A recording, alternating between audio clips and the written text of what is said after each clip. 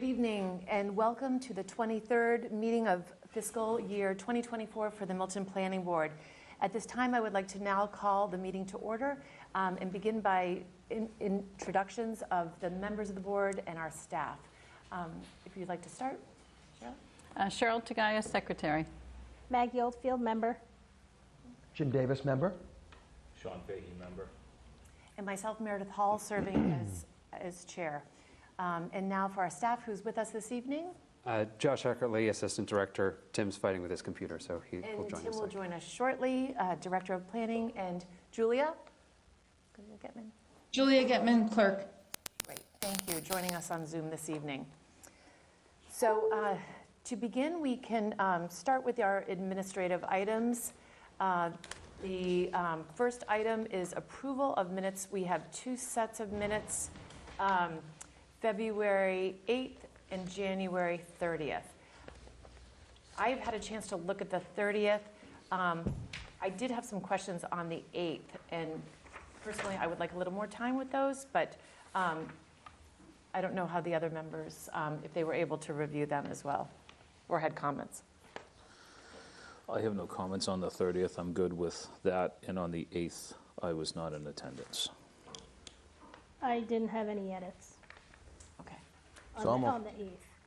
I'm okay with the 30th. Just the 8th, I just wanted the minutes to reflect that we talked about 5 stories in East Milton and 3 was preferred. I think we spent a lot of time on that, and I just think it should be reflected in the minutes. That's all. Is that Okay, so under the East Milton zoning update? Yeah, old business East Milton zoning, first paragraph, about 3/4 of the way down.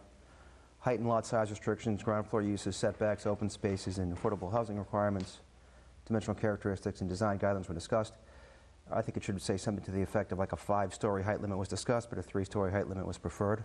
And that was eliminated from the... I think we had discussed was 3 to 4 stories, allowing for some opportunity for special permit to get increased benefits like was done in Milton Village. So it seems to me we should take that to the public. I thought that's what we discussed. So that's why I struck that out, so that we could still leave opportunity for the public to...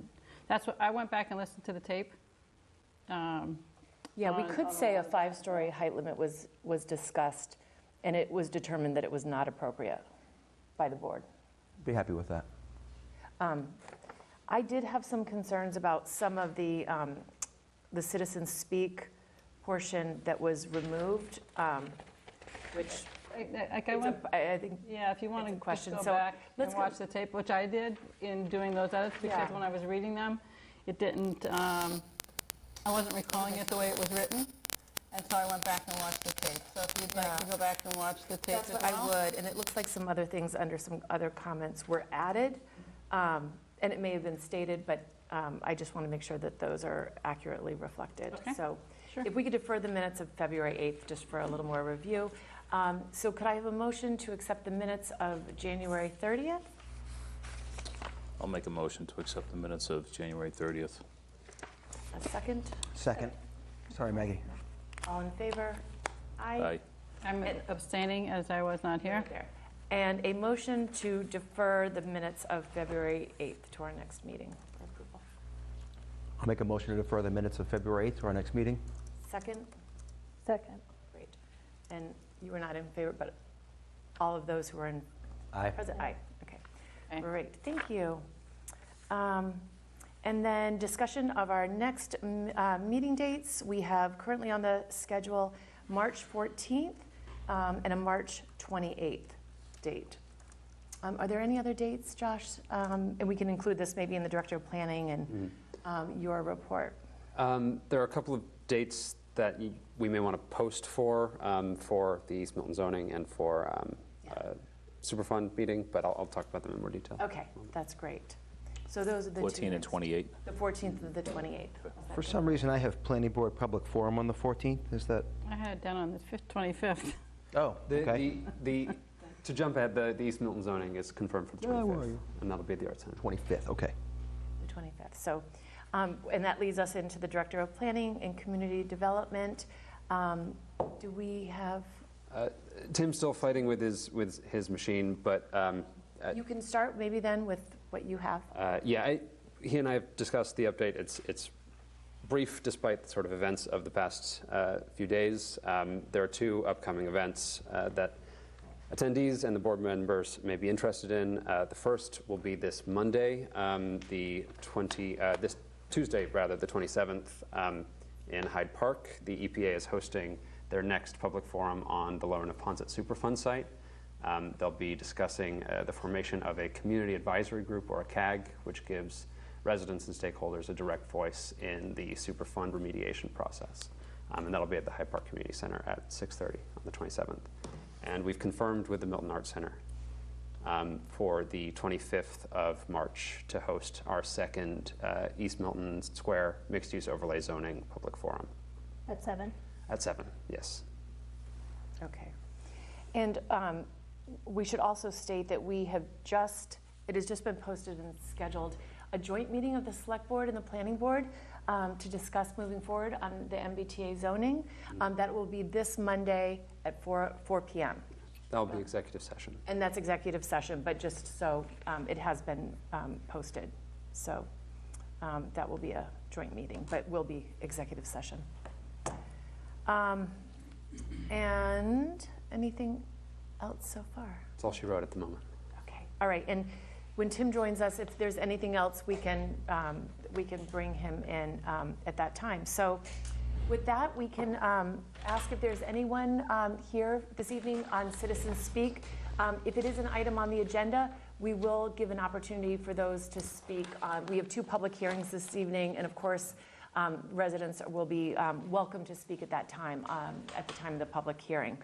So if somebody would like to speak on something that is not on the agenda, I would welcome you to come forward and state your name and address for the record.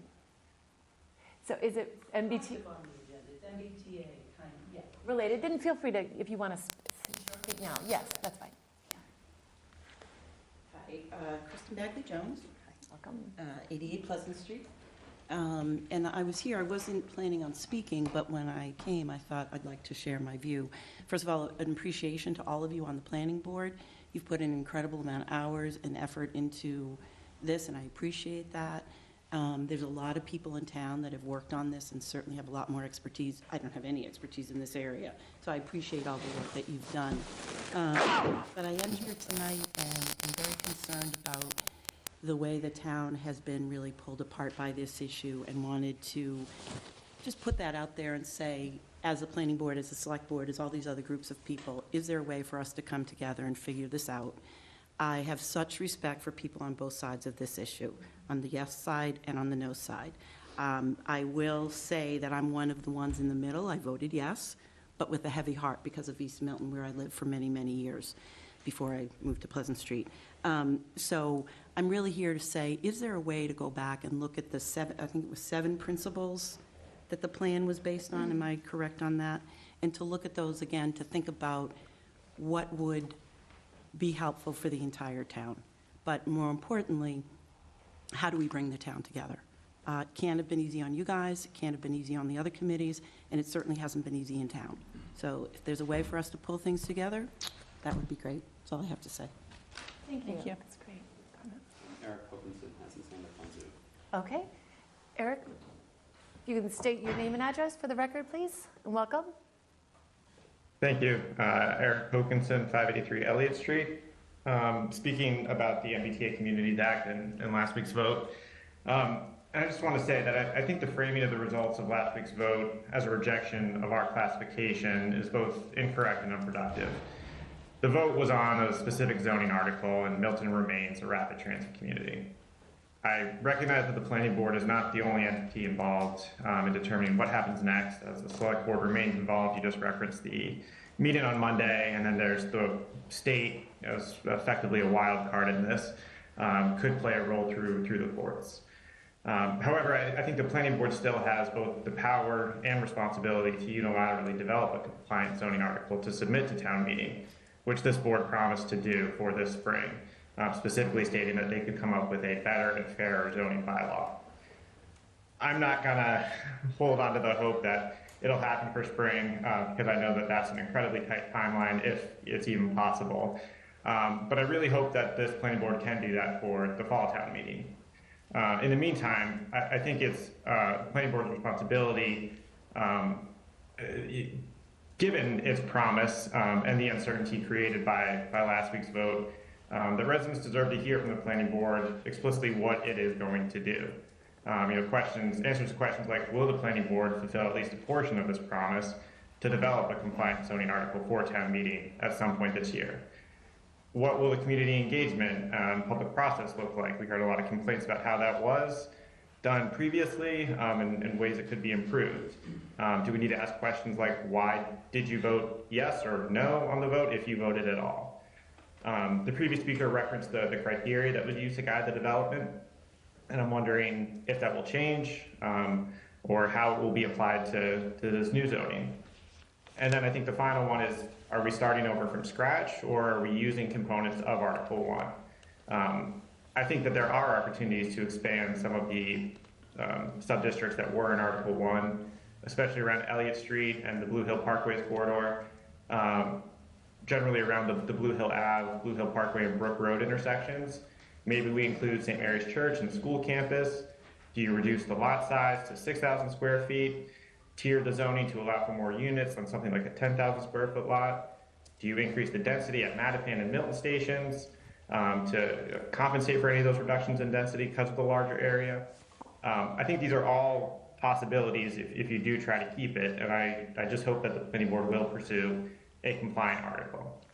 I appreciate all the work that has gone into it, and I know that there's a tremendous amount of uncertainty, but I just hope that we can all do our work and comply with state law. Thank you. Thank you, Eric. Yes, Pete, you would like to come join us? Yeah.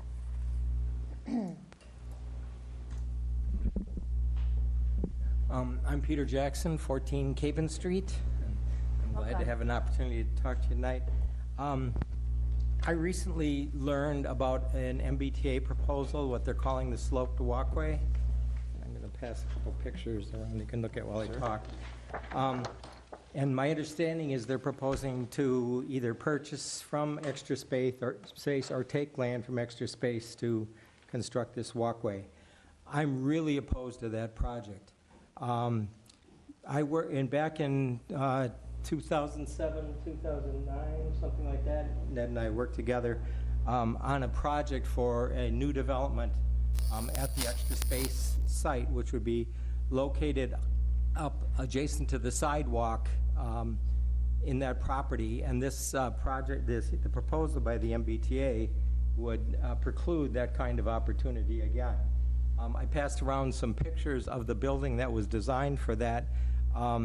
We worked with a project with Extra Space as the developers to develop a mixed-use building on that site that included 14 residential units and with some, I think there was 3,500 square feet of restaurant space. There was a community space for buildings for community use or an environmental group or whatever. It involved the restoration of the 2 historic mill buildings into residential units. That has been completed, and those buildings have been preserved and converted into residential units. It also included a lot of public benefits, public open space benefits beyond the development. There was the development of a bridge and deck building between the 2 mill buildings that's open to the public and available for fishing or whatever. There was about 200 feet of a linear walkway going from Adams Street down to those buildings with interpretive signage on it. There was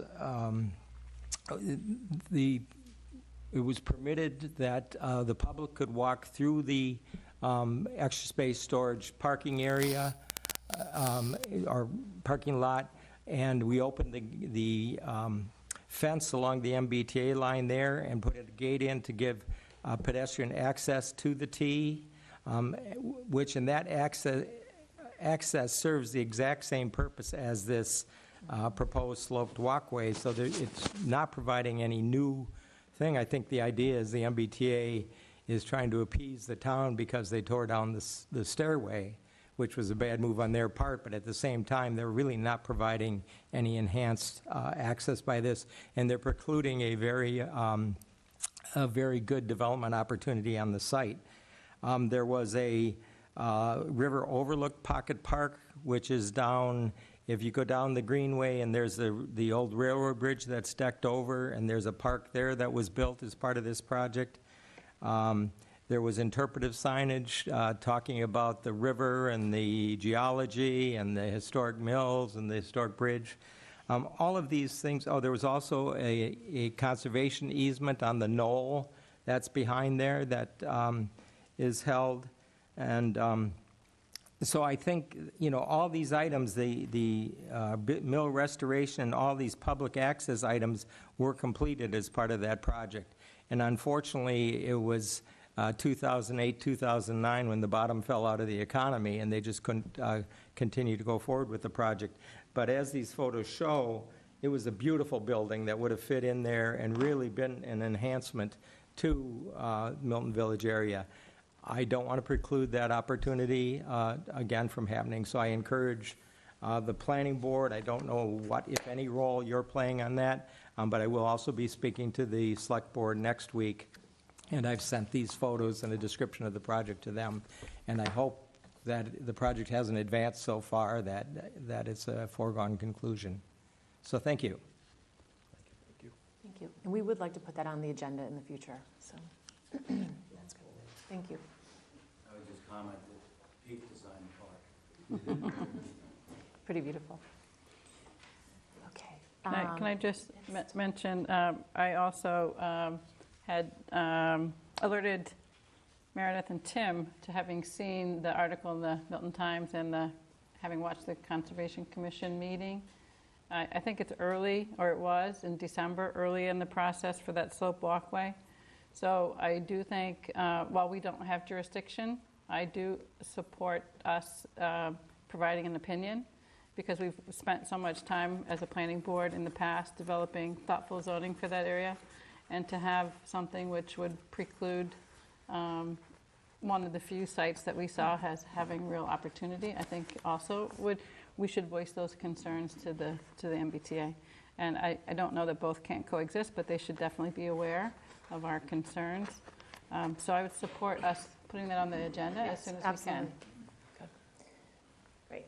All right. Let's Hand raised on Zoom. on Zoom. Okay. Kristen Joyce.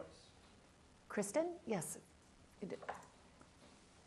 Welcome, and if you could give us your address, please. Kristen Joyce, 42 Cortlandt Circle. I just had a couple of questions.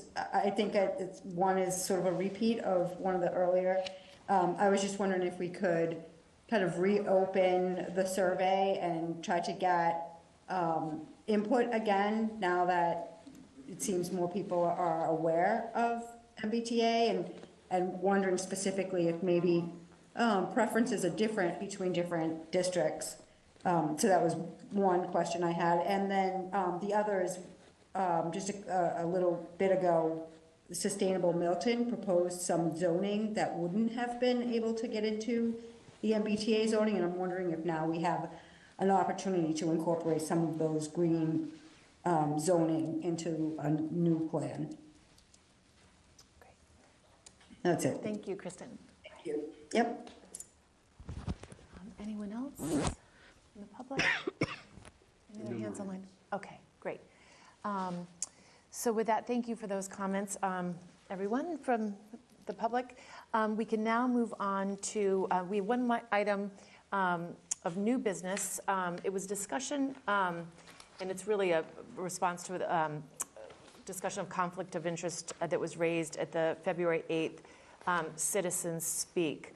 I just wanted to sort of put this to rest as far as the planning board. I did have a conversation with Peter Mello. When there is a conflict or a potential conflict that is raised before our board, it is not in our jurisdiction. Anyone, residents, any individuals can file a report if they are concerned about a conflict of interest. But we as a board, as the planning board, we cannot file a conflict of interest report. So Just, that's why it's on here, because I know I had received a few calls saying, what is happening, and really there's nothing that, unfortunately, that we can do, but if a resident is ever concerned about there being an ethics, a conflict, then certainly an individual has every right to file. And I think that's, it is simply out of our jurisdiction. So with that, I just wanted to address that at tonight's meeting, so there were no outstanding questions on that. So now we can actually move to reopening our public hearing for 111 Highland Street, special permit, continued from January 25th, 24. Yes, Ned, good, welcome. Good evening, thank you. For the record, Ned Corcoran, counsel on behalf of the Northbridge Companies is the developer proponent for the development at 107, 111 Highland Street. If we can open up and make Paul Avery, Blaine Buck, I think Wendy Nowakunski, and Jim Coughlin panelists. I know that Paul in particular, as the project engineer, will share screen and go through some modifications to the site plan that we have submitted within the last week. We've submitted those to DEP for its review as part of the appeal of the Conservation Commission Order of Conditions, and those same modifications obviously are being proposed to the site plan. And we'd like to walk through what those changes are in response to issues and concerns that we've listened to obviously over the many months of this hearing process. So if Paul can share screen, he and I can walk through what those modifications are. I think probably for tonight, because of school vacations and other things, we probably won't be able to do much more than walk through those modifications. I did also submit a delivery schedule plan that's based on the delivery schedule for the Newburyport Avita, same number of beds, and interestingly that there are 5 regular deliveries per week, so 1 per day. There are a couple of others that happen on a monthly basis, and then other periodic unscheduled deliveries that occur as well. I'm sorry, Ned, did you say the Needham? I said the Newburyport. Newburyport, sorry. Thank you. And you've sent that to Tim, I sent that to Tim. It's those are in been the, perfect, shared okay. Shared it with neighbors Great. and Perfect. posted it. I think it's posted. Okay, great, that's why I just want to make sure. So if Paul can turn on his microphone. Can you see me and hear me okay? Yes, welcome. Oh, thank you. Is my screen being shared? Yes. Yeah. Yep. Okay. So thank you. I'm going to jump back and forth between a couple of slides here, but just wanted to start by walking through this current site plan that we submitted last week. Talk about the things we've done to improve the plan, and then we can just take the discussion from there. So very simply, there are 3 fundamental things that we've done to revise this plan from the version that was submitted back last summer. The first of one is we have actually reduced the building footprint. Fundamentally, if you look at this plan, it looks about the same, but in actuality, we've reduced the footprint of this by about 2,200 square feet, and we've also, there's a corresponding reduction in the gross floor area of about 4,300 square feet. I'm going to jump quickly to the next slide, and I'm going to come back to this one, just because on this topic here, and this slide is part of the documents that were submitted, this blue dashed line here represents, where the building footprint was versus the tan area, which is where it is. So the majority of this the neighborhood here on the north end is stayed more or less the same, but we have pulled back the northeast edge here along the service drive. Some other changes, some minor pullbacks, again, beyond the service area. And then this entire wing here, you can kind of see that it's more or less the same shape, but it's just been brought in. Those are where the reductions have taken place on the building footprint. And again, the total reduction in the building footprint is about 2,200 square feet. Okay. The second thing that we did, going back to the site plan here, is we removed about 15 parking spaces from the plan. And that, Paul, I can just jump in on that. After the last meeting, we had discussion about volume of parking. The hospital reached out, and we have reached an agreement in principle to provide parking for holiday and weekend events. So the parking that remains on site is strictly for the day-to-day operation of the facility, an occasional visitor during the day, but all extraneous parking will take place over at the hospital on weekends and holidays at their office parking area, and people will walk across. So given that, we were able to eliminate 15 parking spaces from this plan, and Paul walk you through where they were and why the choice to eliminate the spaces that we have was done. Okay, so eliminating, we didn't take any out from the front. Where we took them was from the rear parking here. Sort of the initial knee-jerk reaction on doing this was, let's just take off like this northern leg here. That's more than 15 spaces, was more than 15 spaces, so we couldn't do that, but also that we need a bit of a hammerhead there for like the fire truck access, which is, I'll show that again, it's been updated, but it's fundamentally the same as it was before. So what we decided was the more meaningful way to reduce the parking was to get rid of the ones that are closest to the wetlands resource area. And I will jump back to the second slide here. The blue here shows where the parking was that we have taken out, and again, we've taken some out here. We've moved the storage building, and I'll get to that, is part of the third component of what we've changed here. So again, the reasoning why, if you look at this, this red line represents the 25 non-disturbance zone, which is a parallel offset from the wetlands. So where we're closest to this line is where we're closest to the resource areas. So to remove the parking spaces here and remove the parking spaces there just seemed like the greatest benefit in terms of just protecting resources and minimizing the project impacts. Okay, so the third area that we made some changes is we took out all of the items that were down in the service area, namely the dumpsters, the generator, and the transformer, and got them out of there. By doing this, we were able to clean up this area considerably. The generator, or the dumpsters, were a concern that was raised of an item that should be at the back of the house, which from the perspective of Highland Street was not the back of the house, it was the front of the house.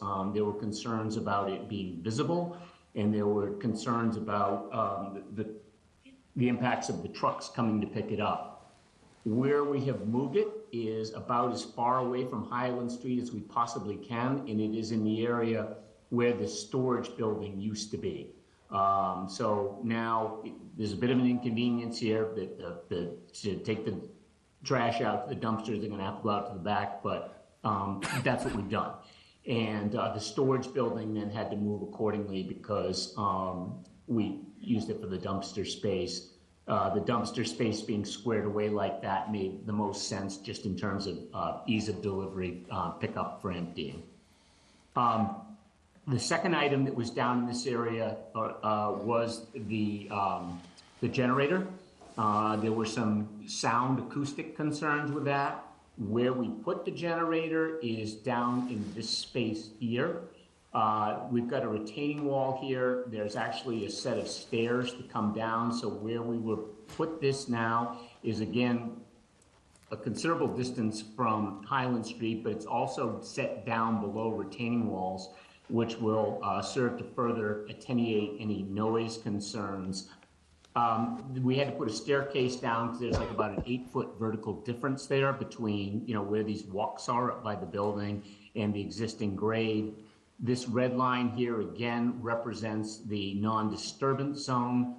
We tried to put the transformer down there as well, but it won't fit. I suspect National Grid would also have issues about being able to pull up trucks right next to it or do whatever they need to do too. So the transformer stayed up above. If we go back to this other slide here, with those items gone, what we did was we straightened out the service drive. This line right in here, if you can see my cursor, it used to come down and it used to bend. Now it's just straight. This bump out here is where the transformer used to be. Right in here is where the dumpsters used to be, and this little bump out here is where the generator used to be. So all of this zigzagging retaining wall that we used to have is gone. We now can come straight down with it, and we've created all this space to just increase the buffer between the development part of the project, the non-disturbance zone, the wetlands, and Highland Street. The result of all of this is we have reduced the impervious area of this project by about 5,700 square feet. That's the difference on that. We are still going and working through the drainage calculations that go with this, not only to reflect the revisions in the site plan, but also response to comments that have been raised, and that's in the appeal process, and we're had a meeting with the DEP this week. So moving forward, we also went and updated the site access plans. These drawings are fundamentally the same as they always were. The only thing that's new here is we had to rerun them because, as we showed a moment ago, that the service drive used to have a kink in the bottom and now it's straight. So if we just reran the whole thing, we'd have the looking like they're going into the retaining wall. So we just brought these up to speed. These movements are exactly the same as what we talked about before. The top one is a ladder truck entering the site. When it enters the site, it can do one of three things. Well, it can enter from either direction, but it can then drive down into the service area. It can go around the roundabout at the front, or it can go into the parking area by the storage building at the back of the site. Exiting remains the same as it did before. It will do a backup and like a 3-point turn maneuver here to get out, and then drives out around the roundabout, and then there's a backup maneuver from the service area. Again, both of these diagrams are the same as they were before. The only difference is we just reran it to correct the straightening on the access road. We have a new drawing here, which is a supplement to that says, okay, now we've got ladder trucks in place at 2 locations in the building, and we now have, how do we get to all the various access points on it? There are 2 ways around. We've shown those here.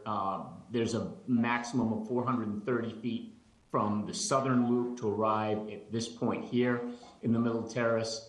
And then there is a maximum of 390 feet around the northern route to come and go well into the terrace and beyond. This route here could also come back down the other side and start to overlap with the route from the south as well. So this is just an additional diagram here that goes beyond just the trucks themselves, but then, how the crews will gain access to the building perimeter once the ladder truck is in place. The final access plan, this again is just the same thing. This is a rerun of the delivery truck. The movements here again are exactly as they were before, both entering and exiting. The only change here is in the service area. We have taken the kink out of it and straightened it. So just an update to the plan. There's not really any new content here. Okay. So lastly, we have the update to the utility plan. This drawing was updated to do 2 things. One, to represent the relocation of the generator and the transformer. We now have the electric coming into the site. We have primary electric going over to the new transformer location. and the secondary reduced voltage then coming back and entering the building at the same place as it did before. The generator provides the working voltage as well and joins with the reduced voltage from the transformer. And we have a natural gas line coming through to feed the generator, keeping this all out in the non-disturbance zone. The last thing that has happened on this plan is we received comments from the engineering department dated November 23rd.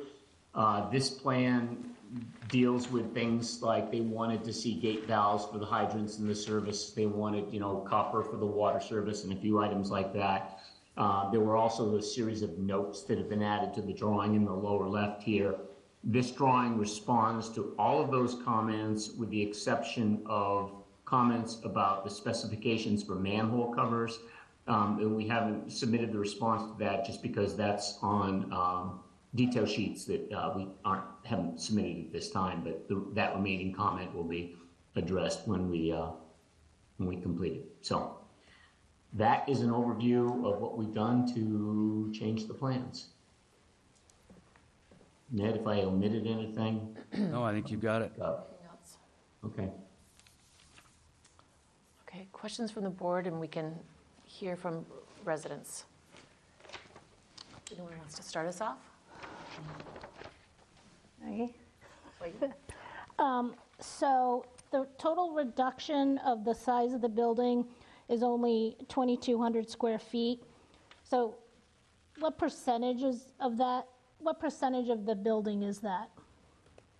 So you started off with a 60,000 square foot building, which, in my mind, the new fire station is 20,000 square feet. So this building is 3 times the size of the new fire station. Maggie, the lot coverage has gone from 38,000 square feet to 36,000 square feet. The gross floor area, which combines 2 floors, has gone from 60,000 square feet to 55,000 square feet. Yes, but it's only still a reduction of, I think, less than 4%. Probably. This is the smallest building that we can do. We're not changing the number of units. We're not changing the number of beds. Yeah, so I'm not as worried about bed count as size of building, because I think bed count is up to your business. But I think 60,000 square feet is still, to me, a really big building. That's an acre and a half of a building, which is a huge building. That's on 2 stories. Yep. The lot coverage of the building is 3/4 of an acre. It is not It's not. 2 acres. So I still would like to see, if you can, a reduction of the size of the building. We hear you. Yeah. We've reduced it to the extent that we can reduce it. Because what size of building is Newburyport? I don't know exactly, but it's approximately the same size. It's the same number of beds and the same number of rooms. So it's about the same size. The zoning says that the maximum lot coverage allowable is 42,000 square feet, 16% of the buildable area. We're at 13.9% of the buildable Yep, area. I saw that. Okay, that's all that I have. So I did have a couple questions. I really like the fact that you moved the dumpster, you moved the generator for noise levels. And it states in your notes that the relocation of the dumpster will remove 2 to 3 truck trips per week associated with regular and periodic emptying of trash and recycling from the loading areas. Can you talk about that? Yeah, there I would think be at least 1 trash removal and 1 recycling removal per week, probably more likely 2 of each. And so those trucks would be coming down, emptying dumpsters, backing up the hill to the circle and out. Now those trips will take place. They'll go straight in across to the rear parking lot. They'll make those moves there and then straight back out. That area is, other than the the area that's cleared for the purpose of the parking area is really still wooded and will be much quieter, and the noise will be on the other side of the building from Highland Street. So there should be no noise associated with the backup for that. And I know it was definitely mentioned that some of the neighbors were concerned with the size of the trucks. We had talked about how delivery trucks, they're doing less deliveries, but on larger trucks. And did you say it is possible with the contract that would be signed, giving them directional guidance, delivery guidance, the cameras being on there, that you can limit the size of the truck? You can with who would be contracted, limit the size of the truck? Our expectations that at least the 2 Gordon's deliveries would be the full 40. But 40 foot, but not the others would not be exceeding that. There's the truck that we show on that turnaround diagram is the maximum size truck that would be used for deliveries, and that will be captured at that. There won't be any larger. Is that written into a contract with the delivery people? It'll be written into a contract. There'll be time of day of deliveries. We can manage the time of day between 9 and 1, 10 and 2, whatever is preferable, and they'll do that. So it'll be 1 a day. There'll be strict route entry and exiting. As you know, we've proposed signage at Highland Street restricting all traffic to left turns only. There'll be a camera to monitor all traffic entering and exiting the site so that we can monitor that aggressively as necessary, and there'll be penalty provisions written into the contracts for the delivery folks and for the employees to ensure that they will, to the extent possible, obey those traffic restrictions. And I know again, the parking, and that's great that the hospital's allowing, holiday parking, overflow parking on site. I know you were going to try to talk to the hospital about also signage. There's a real concern on the traffic, and being allowed to come in on Highland Street just invites people to come up the latter streets. And you were talking about how we could maybe encourage, how the hospital should be encouraging. Yeah, we've spoken to the entry hospital. on Reedsdale. Yeah, we've spoken to the hospital about putting signage at the rear of that property, directing vehicles leaving the hospital to a right turn only. And then we've asked them to also put in a camera to help try to monitor that.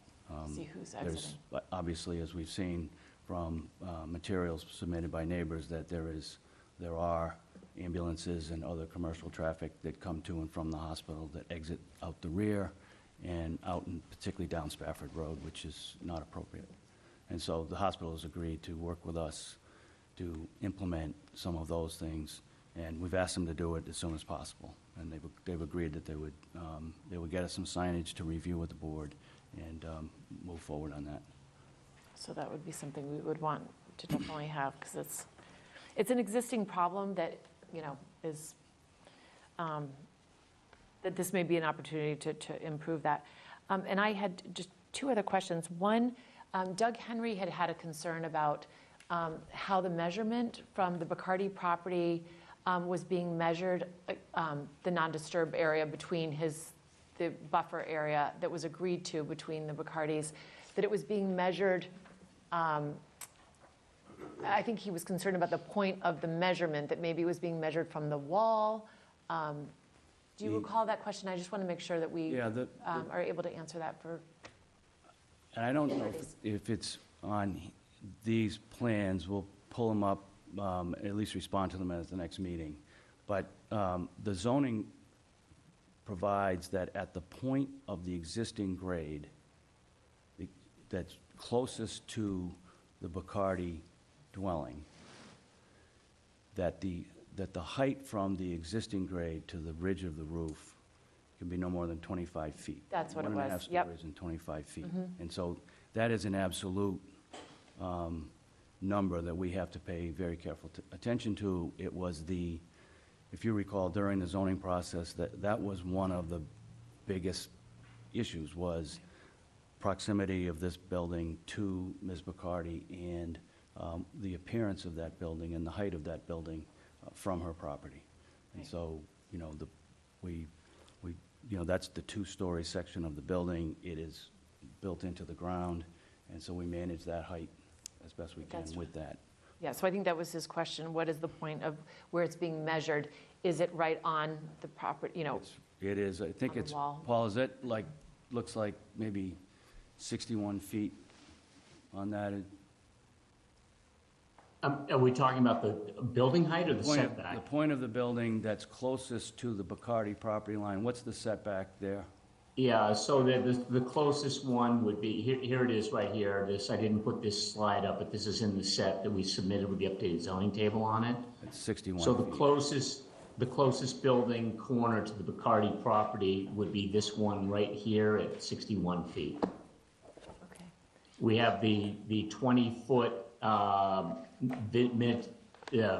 minimum vegetated buffer zone, and then we're at 36 feet, the closest point for retaining wall for the grass paver walk. And yeah, and just clarifying the point of existing grade, that it's being measured, the height, not to Right. exceed the 25 feet. Correct. Right. Okay, we just want to, and then my last question is, there was a question, I believe, from the town engineer on the tie-in to on Spafford Road, that there was a concern about where the tie-in would be Yeah, he required a separate, across the street. Yeah.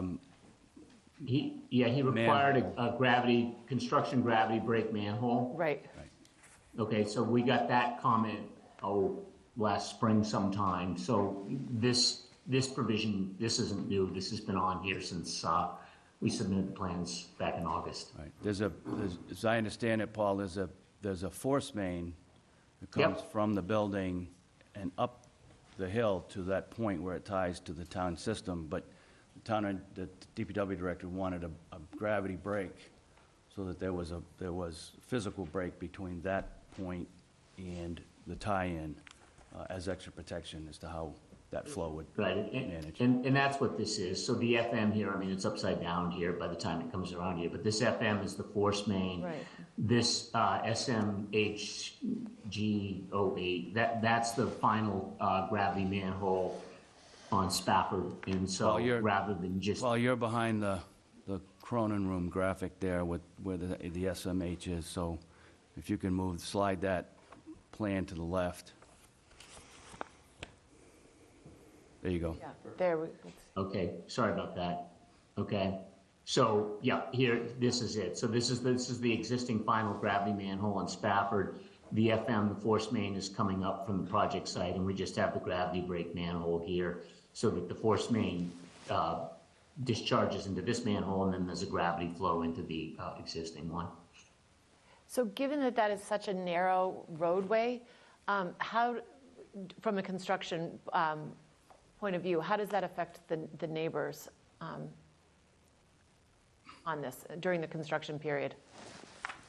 The contractor's going to have to work with the town engineer and police details to manage traffic during the periods of time when that work is taking place. I imagine that it would be a day or two here and a day or two, brief periods of time, but there will be an amount of time when that work will be in effect, and we'll have to coordinate that. Into the construction management plan? construction management Yeah, plan, I that's think right. that's, okay. That's all I had, so. I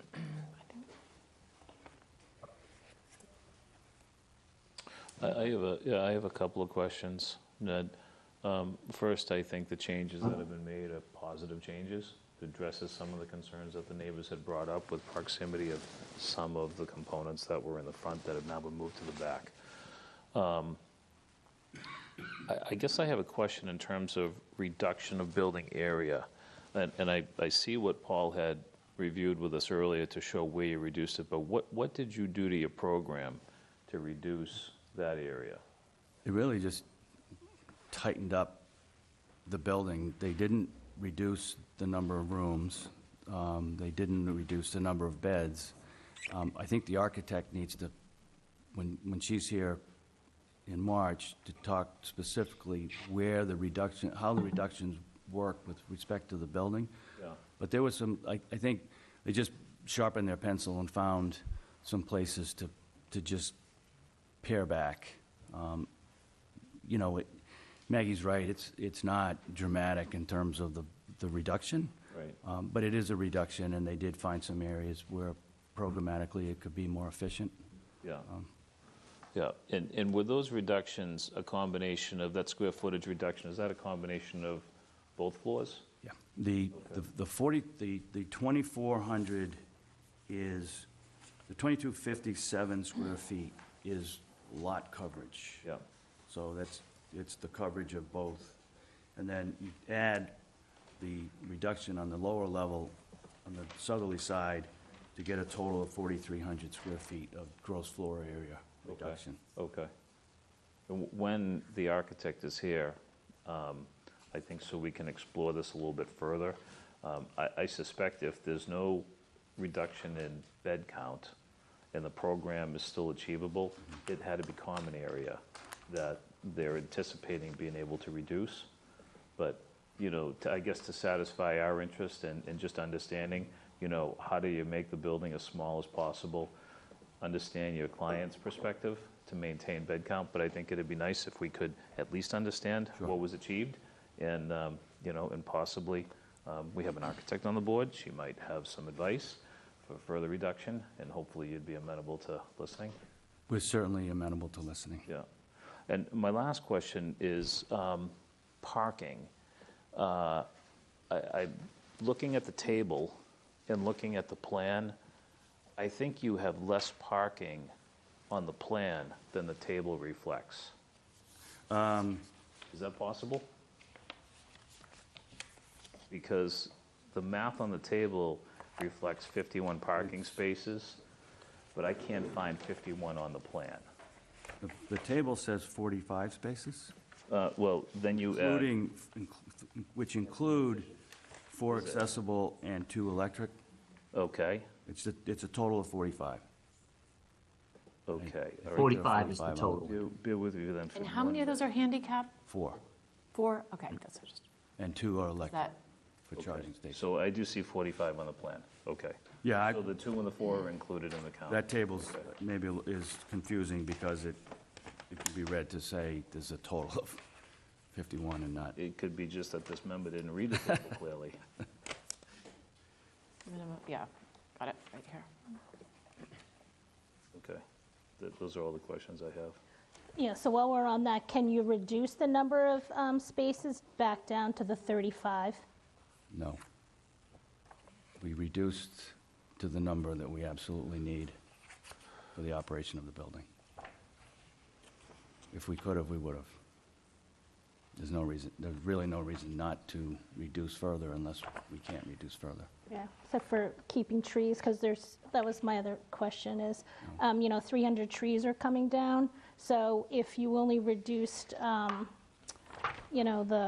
square footage of the footprint of 2,200, do you know how many trees you'd save? No, I don't think we save any because the building itself is surrounded by, we're right up against retaining walls, up against the 25-foot no disturb. Those walls aren't moving.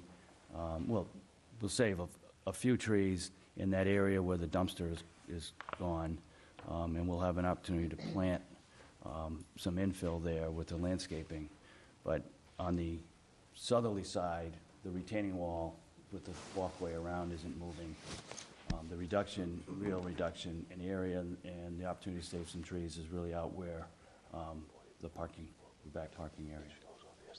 One of the things that I know we've committed to in the past is that the rear parking would be lights off for third shift and, not used at all during the overnight. But there's not much, there aren't going to be many trees saved by these reductions. I have to understand, we understand that. This was always a project that was going to be very impactful with respect to the loss of trees. Can lighting be put on motion detectors, or is that? Yeah. That's allowable. I So think the that's- front, so from the Highland Street, I'm thinking, so you're not getting, that an all-night glare through bedroom windows across, the way, or Yeah, and I think motion detectors. I know it works well in other properties in town. the zoning requires that the lighting be dark sky compliant, and I think we've, in the materials that we submitted, the cut sheets that we submitted with respect to the lighting, we do achieve that. Okay. They are, be focused down so that it only lights the areas that need to be lighted for safety and whatnot. And I don't know that those lights in from Highland Street can go off at night, but we can explore that. That would be great, yeah.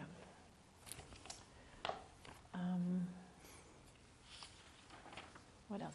I know I have other questions, but it's architecture related. We definitely will be doing a night of architecture, just for those who are here.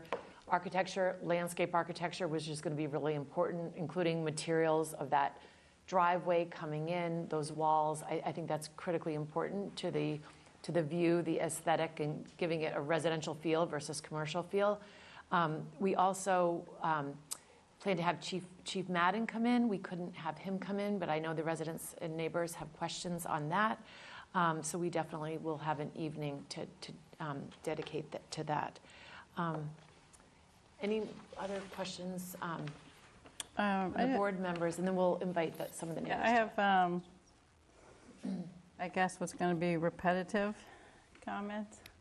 But first to Sean's question about how tight can the floor area be. It'd be interesting if you did a program where you showed us how much square footage is dedicated to each room type or each unit type, and how much common area is required. I don't know how much of this is driven by code or by their own practice or the way they operate, but I know there's common area for each neighborhood. So if you had some description that said, here's the way this facility is organized, we have 3 neighborhoods, each neighborhood has X number of rooms, the sizes are this, the common areas are this, and that way you could see how that compares, benchmark it against what's in Newburyport, what's in Needham, and then we would get to see whether we think that's as tight as it can be. I too remain concerned about the impact on the site, and I keep going back to the site design standards. And I appreciate the reduction in the parking, but I think it could be more compact. I was looking at the Winter Valley expansion site plan as Paul was going through this, and if you put that plan next to this plan, you will see that the parking lots are right next to one another. So there's a pretty large area of pavement and exterior lighting. I don't live too far from here, as many of you know, and I know what it looks like to see those parking lots lit up at night, both at Winter Valley and at the hospital. We've talked about, we want to really reduce, so it's inefficient to have a single loaded parking lot, as we know, because you need the lighting on both. You've talked about how you pulled it away from the wetlands. However, you did have it on both sides before and it fit. So I still question whether you can tighten that parking to reduce even further the amount of impervious area, and therefore the loss of trees and the amount of lighting. So they kind of really go well together. And I know I've had lots of concern about the way this project is trying to minimize the impacts, try to work with the topography, and I still feel that there's very little progress on that front. So I'd like for you to demonstrate to us so that when we look at this, and we can say that if an application proposes a design treatment that isn't entirely consistent with these standards, that we have an opportunity to modify or to approve it anyway. Because there's many things in the standards, and I'm looking at the zoning, and this happens to be with the zoning that was in the warrant when it was passed in March of 2 years ago, of 22. And there's section 10, site design standards, A through L. And if any of you in the audience or watching haven't had opportunity to hear what these are, they have a lot to do with the existing terrain, the existing trees, and trying to have something that fits into the site as best as possible within the constraints. We know that there's a lot of constraints on the site. So I think I would like to see that even if you've done work and you say it doesn't work, that you show that to us and that you provide that to us. So it's in the record, and when we make a decision, we've known that we've pushed this, or we've questioned this, and we've done the best that we can to meet these requirements, okay? Okay.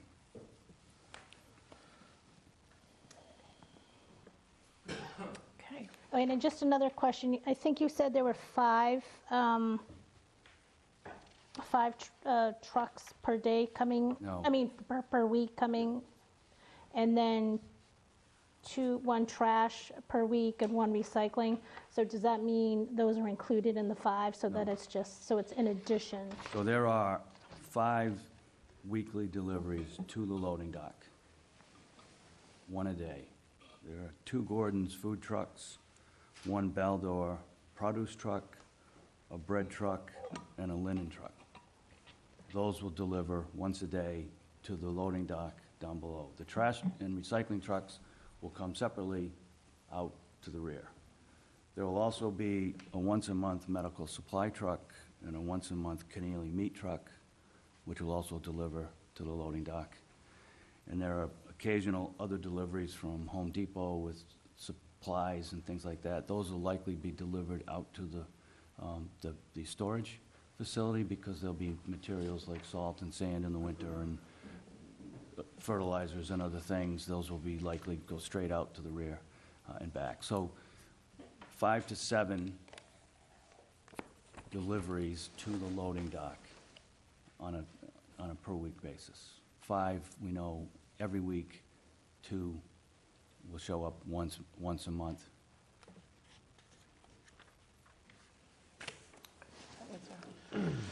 Can I come back to parking?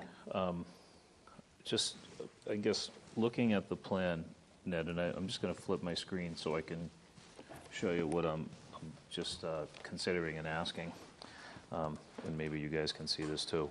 But was there any consideration for continuing the parking that you had here down along the side of this drive? I don't think so, but we can certainly look. Here's my thought. You know, you look like you have the depth. You know, if you were to continue that parking here, Ned, Yeah. you might be able to eliminate one of these 2 wings. Now, I know you need the area for the dumpster. The dumpster could, but I think what you might be able to do is reduce the volume of paved area and take advantage of the roadway, which would replace, you know, the turning area for your parking spaces. Paul, I think I understand what he's asking. The Yeah, question I can't becomes, see this, I can't see the The question, screen, Paul, is so. that he's asking if we can park on the roadway. I put the plan up there, and you. Paul, can you put the plan back up on the Yep. screen?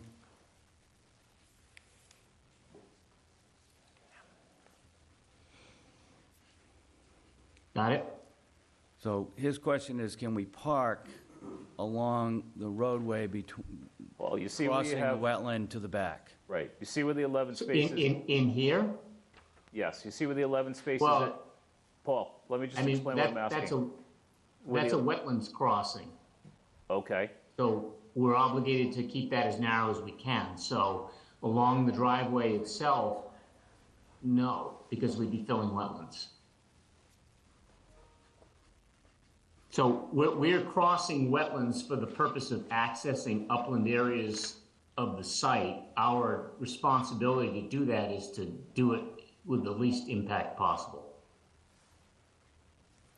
We can, is that true for that entire crossing, Paul, for that entire length of drive? All that full length of that drive is crossing through a wetland, or is it some of it? Well, and then we've got the non-disturbance zones of the red, right? So, you know, we've basically looked at this thing, and where we've done the crossings, we basically treated the town of Milton non-disturbance zones the same way, so that we don't really have any space on this drive that's eligible for parking until we get about Right there. past Yeah. where this 20-foot call out is, and we've got stormwater going through this. There's no practical way to put parking along the driveway. Okay. Okay.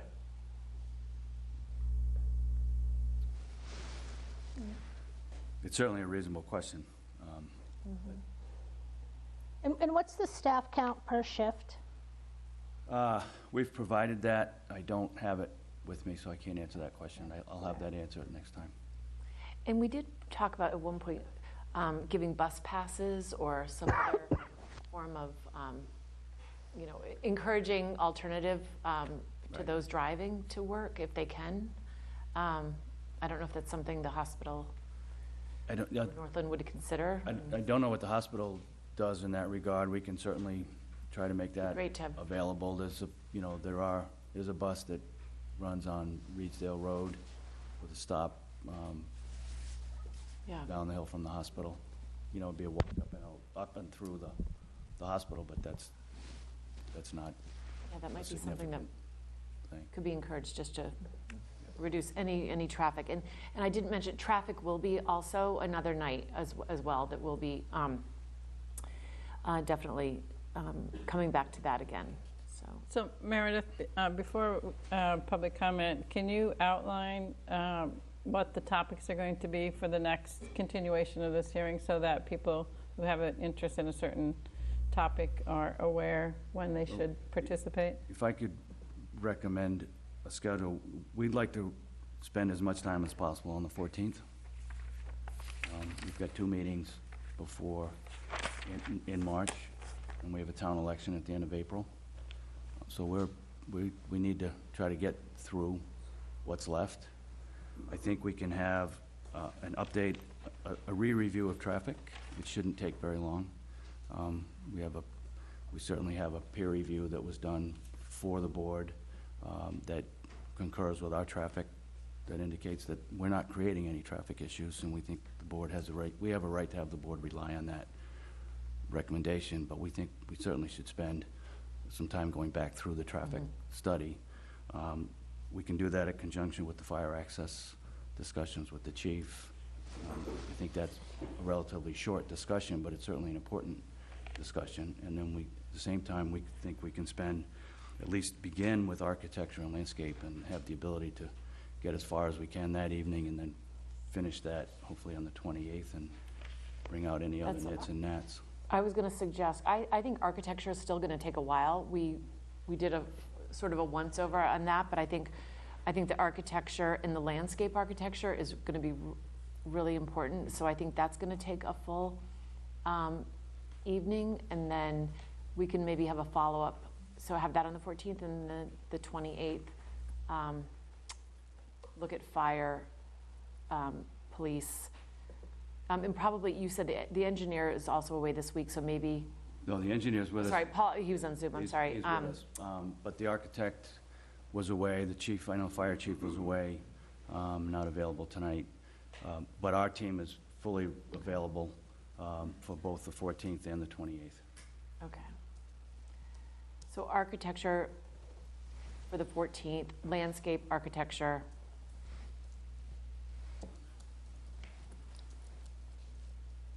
And do we want to try to get in anything else that evening? I feel like that's that'll be.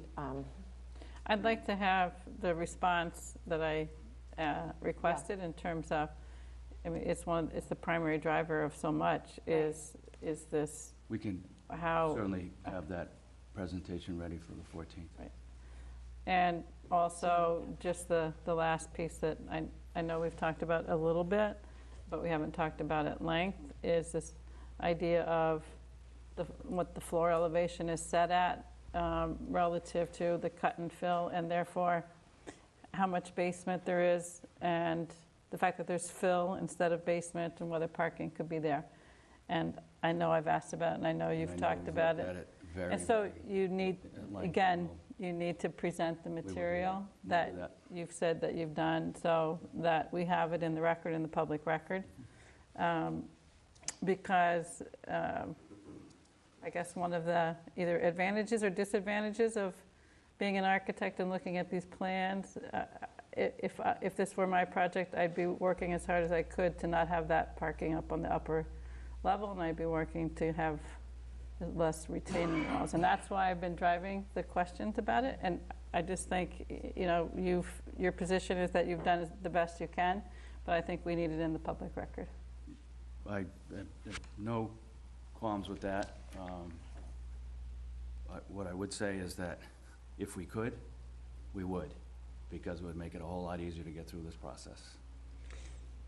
There's no reason why we wouldn't, other than constraints that make it too difficult to do.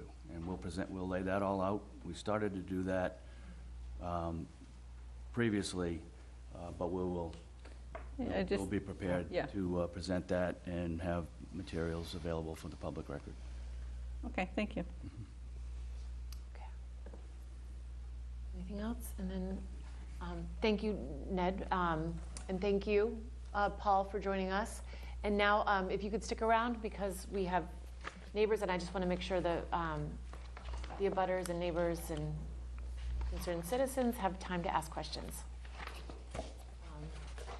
Anyone who would like to speak? Yes, Bard, please join us.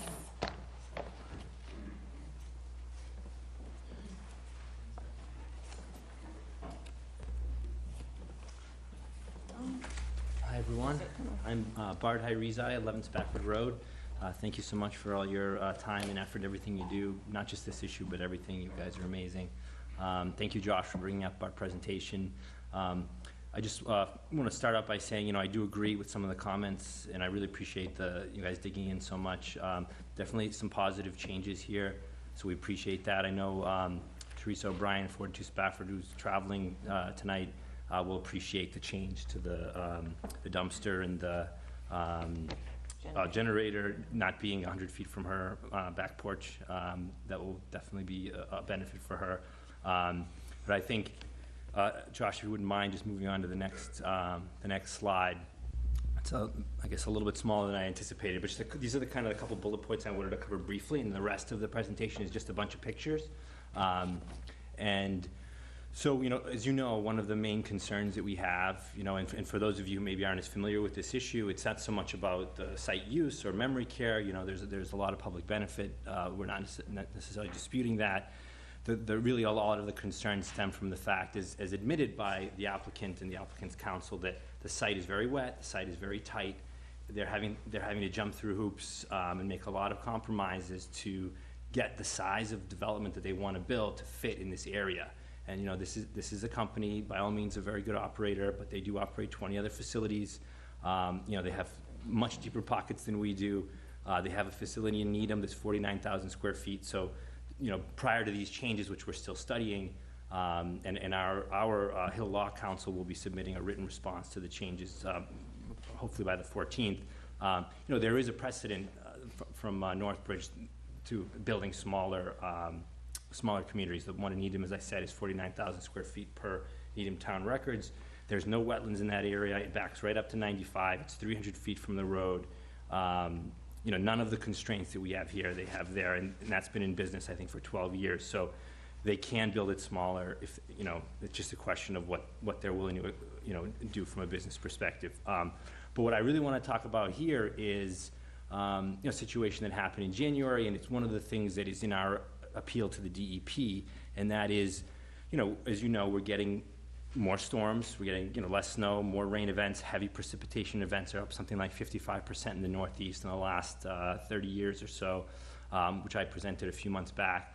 But in January, and this is one of the things we cited in our DEP appeal, we had a situation like what we who live on Spafford or Highland experience and suffer with, which is the flooding of our yards, flooding of our basements, back-to-back storms. January 10th, we got about 2.9 inches of rain according to the Blue Hills Observatory. A couple days later, January 12th to 13th, we got about 1.5 inches of rain, and our yards flooded. You know, basements flooded, the ground saturated. So, despite the modifications, and we do, applaud reductions to impervious surface, I think overall, before was about 83,000 square feet of impervious surface new introduced, so that's something like 2 acres. Now I think Paul Avery said that would be reduced by about 5,700. So not a trivial reduction, but according to our expert, when they presented these plans a few weeks ago to the DEP, it still results in a 400% increase in the amount of water going into the ground. Which is less than before, but it's still 4 times the water going into the ground. And so the standard that we're looking for, and that was discussed with the DEP, is that the post-project situation shouldn't be any worse than the pre-project. That if we want to limit the adverse impacts to not permanently raise the water table for all the neighboring properties, which is already a problem, that the amount of water going into the ground and that recharge, shouldn't be increased by an order of magnitude. And I don't think Paul presented it, but one of the things that was mentioned was also, and we'll await the new drainage plans, but they are in response to this point about these back-to-back successive storms and the rate of flow from their infiltration system. It's something the DEP is looking at and has looked at in other cases. We want to make sure that it can handle, back-to-back storms, because as we know, when there's an unsettled weather pattern, you have, we saw it in July 2021. It was Hurricane Elise, Tropical Storm Elise, dumps 3 inches of rain, then less than a week later, another storm dumps 3 inches of rain. These things are happening, they're gonna happen more often. So those are kind of the main points, and then the next few slides are just the pictures, if you don't mind, Josh. So this is 179 Highland Street. This is the Wells family. My neighbor here, Taja, I believe is in attendance. She supplied this picture. In the background is the Bacardi house. So this is upland to the site. So this is on January 13th. This is Taja's backyard. That's essentially a pond forming there. And even under the leaves, if you were to walk there, you're sloshing around in water. So this is I believe to the we would call to the south of the site. And so, if you don't mind, Josh, going to the next one. So now this is along Highland Street in front of the Bacardi property, 137 Highland. So these are, I believe, designated as wetlands, and they're adjacent to the wetlands on 107, 111 Highland. This is what happens when you get 3 inches of rain. This water stays here for weeks. Next slide, please. And now we get, if we move further north, and we get to the site itself, and that's me leaning over the gate and zooming in onto the right of the driveway. This is right where that shed is, and there's extensive flooding, essentially a pond of standing water stretching all the way over to the area that's being currently used as parking. Sorry, do you mind just going back 1 second? So this is, I believe, is also an area that they're planning to have as, add as additional flood storage. However, today it is being used as flood storage. It remains wet for a long, long time. That building is completely submerged in water. This water is not flowing off of the site, as we've heard in the past, that, what happens in a 10-year storm, 100-year storm, all the water is just gonna run off. A lot of water does run off, certainly, but a lot of water stays, and it sits, and it just doesn't go into the ground because the ground is completely saturated. So this is, directly on the site, and then we can jump to the next one. So now this is directly across the street with 138 Highland and 42 Spafford. The front yard here on the left and the sidewalk of 138 Highland, essentially all water. You step on that, you're getting stuck. You're in large sloshing around.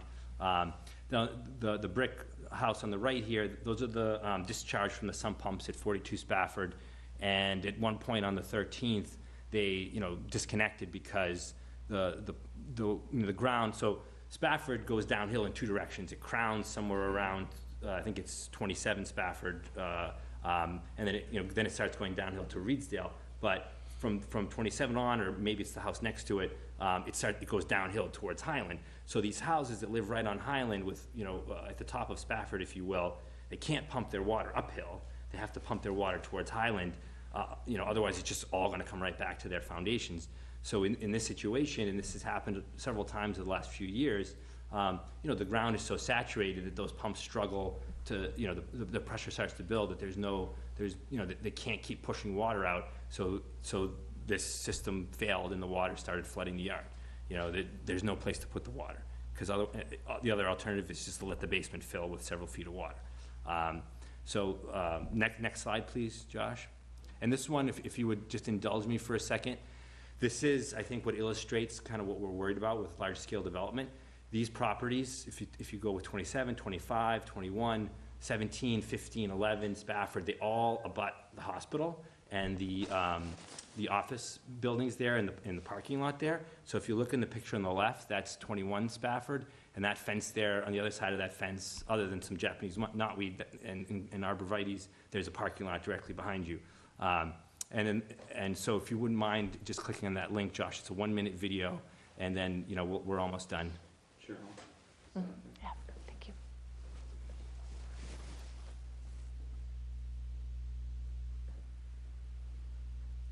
You might have to, yep. I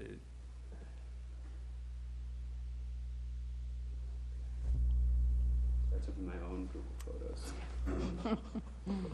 That could be embarrassing. Yeah. We might, but another time. Also very good.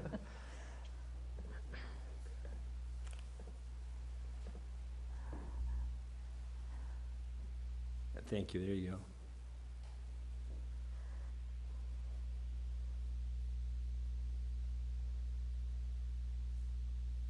So this is the back of the property, but if as you start to see my neighbor here sloshing around, you'll see that, the entire backyard is just completely saturated with water. And as you can imagine, this water is trying to drain wherever it can, and that includes basements, and that, includes neighboring properties that are downhill from here. And again, this is near the top of Spafford, so we're kind of at a higher point than say where my house is at 11, but you can see water flowing downhill. And so, with so much impervious surface around us, I think this is what we're living with. So this is happening regardless. So, we've heard in prior meetings, that they acknowledge it's a macro problem, that's not necessarily our fault. What we're asking for is, don't make our problem worse. And so that's why we're looking for any opportunity to reduce impervious surface, any opportunity to improve the drainage design such that we are not increasing the water table and we're not removing places where water needs to drain, because there's just so much water in this hill. And, this is a like I said, 2.9 inches plus 1.5 inches 3 days later. Rhode Island got 5 inches during the same period. If we got 5 inches instead of 3, we'd be, crying even more than we were. So and Josh, if you don't mind, I think I just had 1 or 2 more slides, but thank you for bringing that up in the gymnastics to make it work. So that's, properties that abut a parking lot.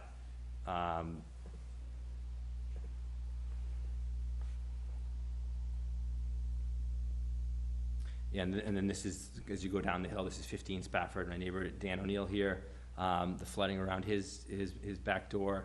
And then this is the bottom of Spafford, and the erosion and the washout of the road and the sides of the road. The DPW has tried repeatedly to refill areas and come in and pack and plant, and now I talked to them, they're gonna come plant more grass, because we discussed the erosion is just so out of control. You need to put some kind of plantings in to try to prevent it. Next slide, please. I mean, they even went so far as to bring sandbags on our street in between the 2 storms. So, I mean, this is, whether we're talking backyards flooding, front yards, erosion on the street, there's just a tremendous amount of water that we're dealing with. And then finally, I think I just have one more. Yeah, so this is just an illustration of kind of what we're talking about. I think this is the first street, the foundation. They did a peer-reviewed precipitation model, and the as we've talked about before, the stormwater standards that are being used right now are don't take into account the changes we're seeing.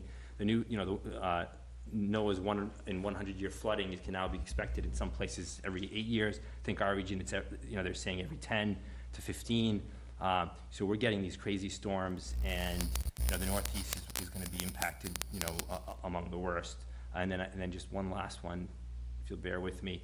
This one, and thank you, Meredith, for bringing up traffic. And I think we would very much appreciate the opportunity to have the applicant's traffic engineer, and I think Ned did an excellent job himself, talking about some practical solutions on traffic that, I think they were on the prior application that was resubmitted. So it would be great to have that discussion, under this application, because I think they offered some very good suggestions. This is just one example of, a week or two after that storm, this is a typical morning on Spafford, and I think one house on our street had some work going on, and the entire street, the morning traffic jam, as we call it, where you really can't pull out of your driveway, you can't move, because the street is just so narrow. And so, all efforts to prevent the 2,000 vehicles a week that would be net new to the neighborhood and with a driveway proposed right at the top of our street, we were just desperate for that, to not have that traffic come up our street. So thank you for your time. Any questions, I'm always here. Thank you. So did you happen to go to the traffic committee or the selectmen? I know the selectmen just approved some speed bumps on Governors. So at this, it seems like they're now, interested in putting in speed bumps. Yes.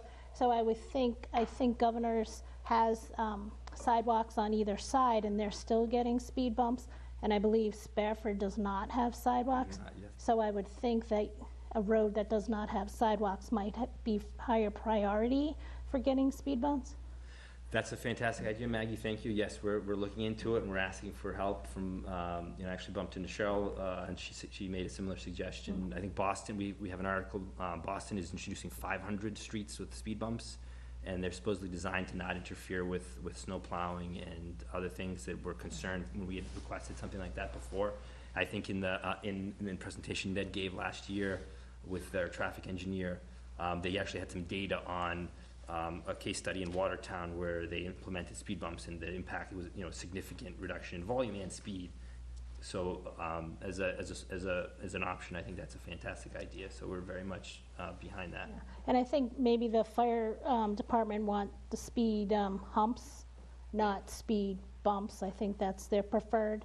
So I know it always comes down to cost, but this probably wouldn't come out of the town budget, but maybe the applicant to get it. I would think they're less expensive than sidewalks. I don't know, but certainly, we're very open to it.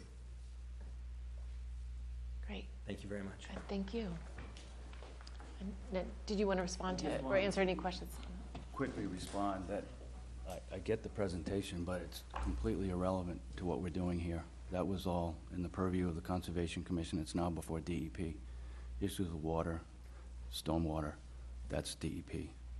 This board has no further jurisdiction to deal with that issue.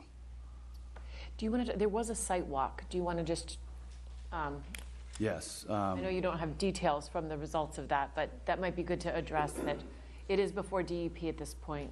And Yeah, as you know, Sidewalk. DEP, the abutters appealed the order of conditions that was granted by the Conservation Commission. Conservation Commission found that the project was completely compliant with stormwater standards and properly addressed all of the impacts to wetlands and wetland resources. They've appealed. DEP is taking a fresh look at it, as it does. There was a site walk the day before yesterday, attended by 2 people from DEP, Arthur Doyle from the Milton Conservation Commission, Arthur Allen, who is our wetland scientist, and myself. Neighbors were not present, although we understand they were certainly notified that at the time that it was going to occur, and but for reasons I don't know, they did not attend. We spent about an hour and 20 minutes. We did a sort of clockwise walk around the entire site, showed them the specific crossings, the location of the 2 intermittent streams. We laid out, we had a plan that showed how things related to what's on the ground physically, and at the close of which Pam Merrill, who was the DEP lead on this, said that this was for my purpose to see the site, and I will be digging into the materials as I can and move forward on a decision. So it's great, thank you. I just wanted to let the public know it's moving forward with the DEP. So Anyone else who would like to speak? Join? Yes. And then, Hi, everybody. Thank you for your time. welcome. Yeah. Gene Irwin, 120 Highland Street.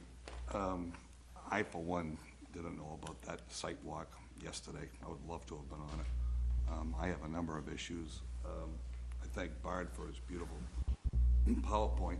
If you, and I'll save Josh the effort of going back, but if you all remember the wetlands to the left of Bacardi's driveway, I walk my dog virtually every night down that direction, even when we've had several days of just dry, sunny weather. It's wet next to Karen's driveway. However, my neighbor's across the street, and Buckingham is the next street after Spafford. There virtually isn't a crust on the hill. It's pretty much flat with Highland, and then it runs on down to Reedsdale. And I'm amazed at how much of apparently the water from the Bacardi property travels across the street. Because I say you can have a dry spell, it can be dry for days, and you'll see there's some pumps and the water all over the sidewalk. The water's definitely traveling under the road towards Reedsdale. It's plain as day. And both of those houses on either side of the top of Buckingham, where it abuts Spafford, have put in almost like their own manholes to try to catch the water and deal with it, as I say. So I just, as I say, I wish I had known, and I think maybe Tusha Wells and others probably didn't, who didn't attend, because I've hit every walk over the past 4 years that I could, and this is the first one I've missed that I know of. But also I'm concerned about the drainage system for this building. I say our code specifically says these are supposed to be gravity-fed, new construction drains. This is not gravity-fed. Secondly, they're talking about putting in sewerage ejectors, and that might be fine in some cases, but I can't find in our town bylaws or in the state code where you can go down 3 streets. Their new driveway is going to be considered a street by our town definition, then up Highland Street, and then down Spafford. And if I just may cite you the state code, this is General Laws, Part 1, Title 14, Chapter 83. A city or town may install and maintain in the way therein where sanitary sewers are constructed, such connecting sewers within the limits of such way as may be necessary to connect any estate which abuts upon the way. The memory clinic's entitled to connect to a sewer provided it's in Highland Street. They're not allowed just to go willy-nilly all over the place, and there's supposed to be conformity. It goes on to say, when an extension of the existing town sanitary system is not practical, private on-lot sewage treatment system shall be provided. And that's exactly what we have here. They're not entitled to go down any street they want in town just because they can afford to. Highland Street, myself and my neighbors waited, especially my neighbors, waited decades and decades for that road to get repaved. It was finally repaved. It's pristine. The same thing with Spafford Road. When I moved in there about 12 years ago, that road looked like it hadn't been paved in 30, 40 years.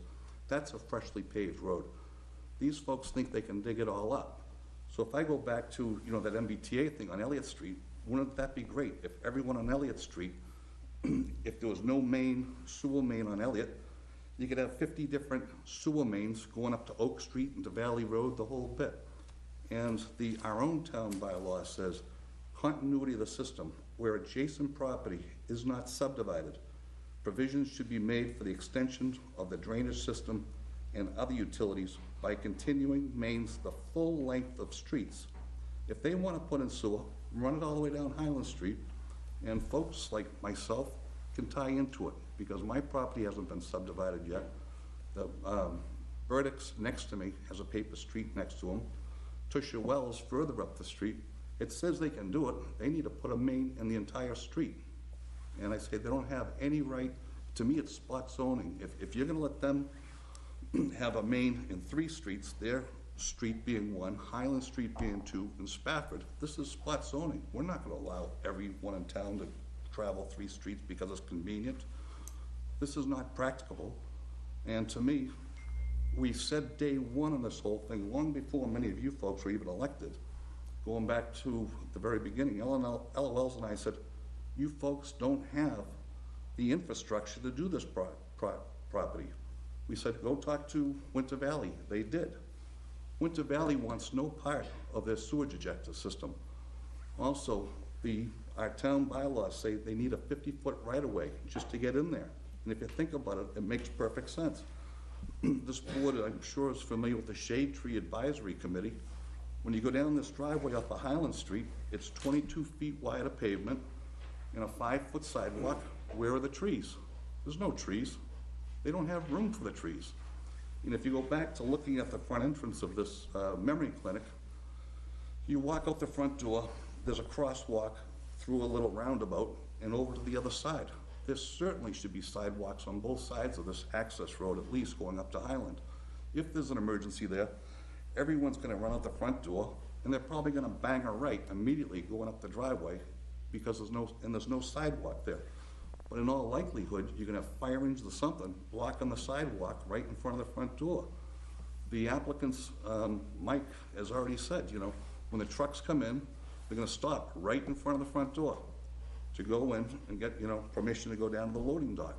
And the loading dock, but I say while they're in there, they're blocking the sidewalks or the crosswalk. So again, the ADA accessibility, I also don't believe town meeting approved parking over in the hospital lot. We have now we gotta study a whole nother property. This isn't fair. A brand new development like this should have its own parking. Cheryl Tagayas months ago brought up underground parking. And the bottom line is this is just too big. It doesn't fit. And it should be disqualified. And I can go on even further, but you said you're gonna have these other meetings on the landscape architecture and that sort of thing. But to me, they still don't have sewer. And the other thing too, which I think is most important, is everyone is aware that on a slippery day, any one of these delivery trucks can block the entrance. This development has no fire road, which fire lane is supposed to be 20 feet wide. They don't have it, period. They don't have an emergency escape. Winter Valley has an emergency escape hatch. Seasons, the hospice right up the street, the little place, has a second egress to get out of there. There's no second egress to this property. I was hoping after all these renovations, they would have brought a driveway in front of the barn or something like that. But even still, if you go back to the DEP, our own bylaws, which under the roads and ways, under the purview of this planning board, says no altering water courses.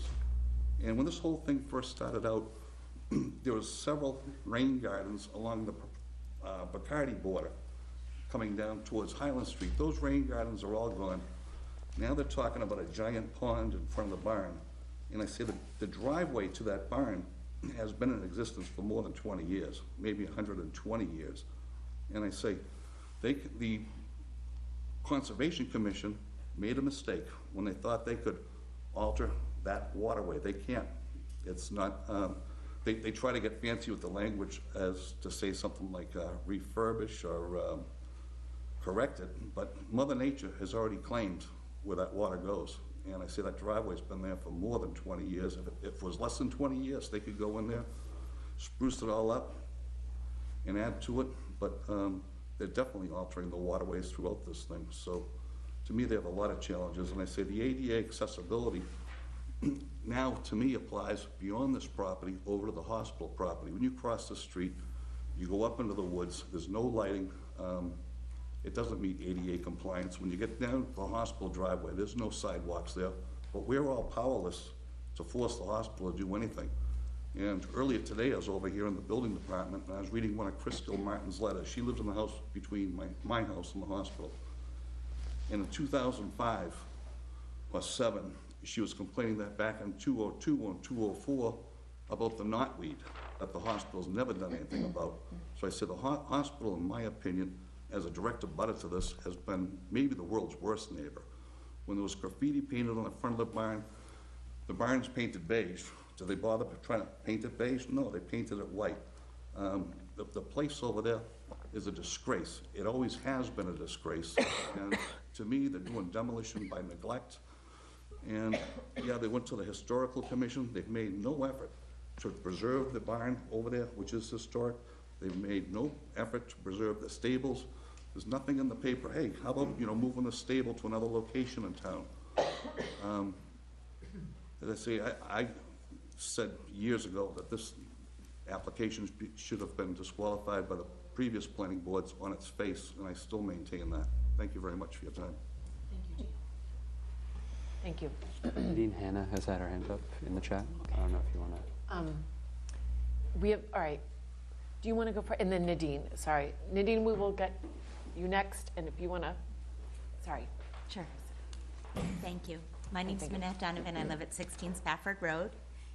Thank you all for your serious consideration. I can tell from the questions that you really have listened to our concerns and are attempting to address them. So we're grateful for your efforts. Briefly, I would just like to say that we, anything that impacts negatively our homes, I believe that you have the discretion to deal with. So that includes this water issue. I'm grateful that there have been some changes. However, looks like about a 5% reduction, approximately. I know these just came in on the 15th of February. We've been asking for a long time for some changes here. These came in after, unfortunately, there was an appeal to the DEP. But we're glad to see that there are some changes. I would suggest, though, that there need to be quite a few more in light of the fact Bart didn't mention, and I'm going to be brief today, but there's a tremendous amount of fill that needs to go into this property. I think there's a lot of things that the DEP is going to need to look into. So I would expect there are going to be further changes. And in light of the fact that we already have so many issues with water and traffic, I think that the process needs to kind of slow down here pending that DEP appeal process, because we're talking about something that is very likely going to change more. And you have a tremendous amount on your plate. So if we pack the agenda with all of these things over the next couple weeks, a packed agenda means we are at a disadvantage because we don't have adequate time to respond. And also, you can't attend to all the business that you have at hand. It's just unfair for everybody. So I don't think that it's appropriate for this to be steamrolled through. I think we need a significant amount of time here, especially in light of that appeal being pending. So traffic, again, is a current issue. A statement that they're gonna all sign something, that they won't take a left turn, and the hospital's gonna put up cameras is just, I question the effectiveness of that in light of the fact that right now we've been for years trying to work with the hospital to try to decrease traffic, and I think even they've gone to the hospital as part of this process, the developer, or saying, could you work on this? And it has not. Just yesterday, we've got 3 ambulances going down the street within like a 5-minute period. So I'm not going to go with the long slideshow tonight. MBTA's next. But it's occurring, and I don't see, if they want to put a deed restriction in there, I don't know how that they could do that, how they could, but maybe that would be enforceable. I don't think a signature from an employee that they're going to take a left turn or a vendor is enforceable or meaningful. And so I would say that we have not adequately addressed the traffic issue. I did see a letter that came in with some deliveries, and there was some talk about that.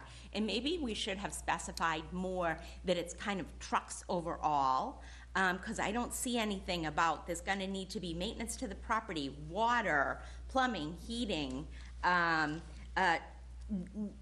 residents moving in, residents moving out, ambulances taking someone to physical therapy, to a doctor's appointment, to wherever they need to go, packages coming in. Those aren't in this count here. This is like the bare minimum. So I apologize to the extent we stated deliveries. It would be trucks that need to arrive at the property, in addition to just food and medical and linens.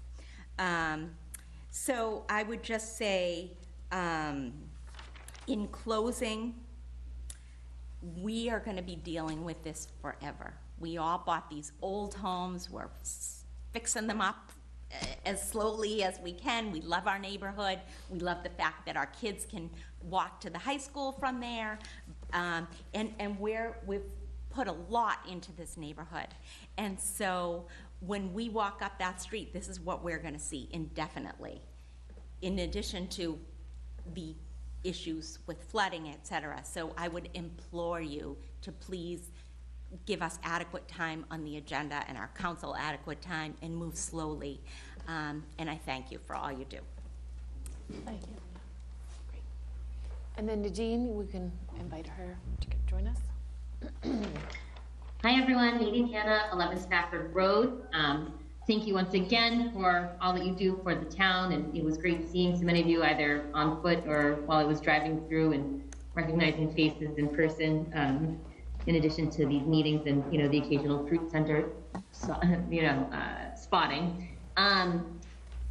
As for tonight, and actually I'm going to be speaking towards that letter that Mia just referenced as well, that the one which indicates estimated, you know, trips, deliveries, et cetera. And as Mandy said, I agree that it's understated.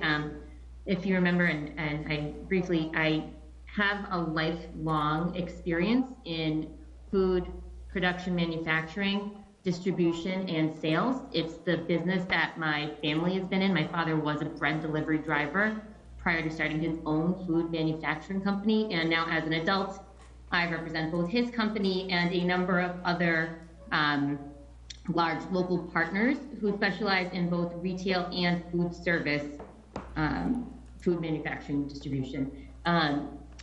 With that, where there's a receiving dock, there's a receiving log. It would be wonderful to see a log of dates, times, vendors weekly, which would reflect the number of deliveries specific to, call it the Newburyport facility. If you look at the vendors listed there, you've got produce and bread each being listed as a one trip per week provider. Now, bread, I sell bread. A loaf of bread is typically on food service, call it 22 slices, right? You've got 75 or so people at any given time who are living at the facility, 3 square meals a day. Bread can stay good on average about 7 days, right?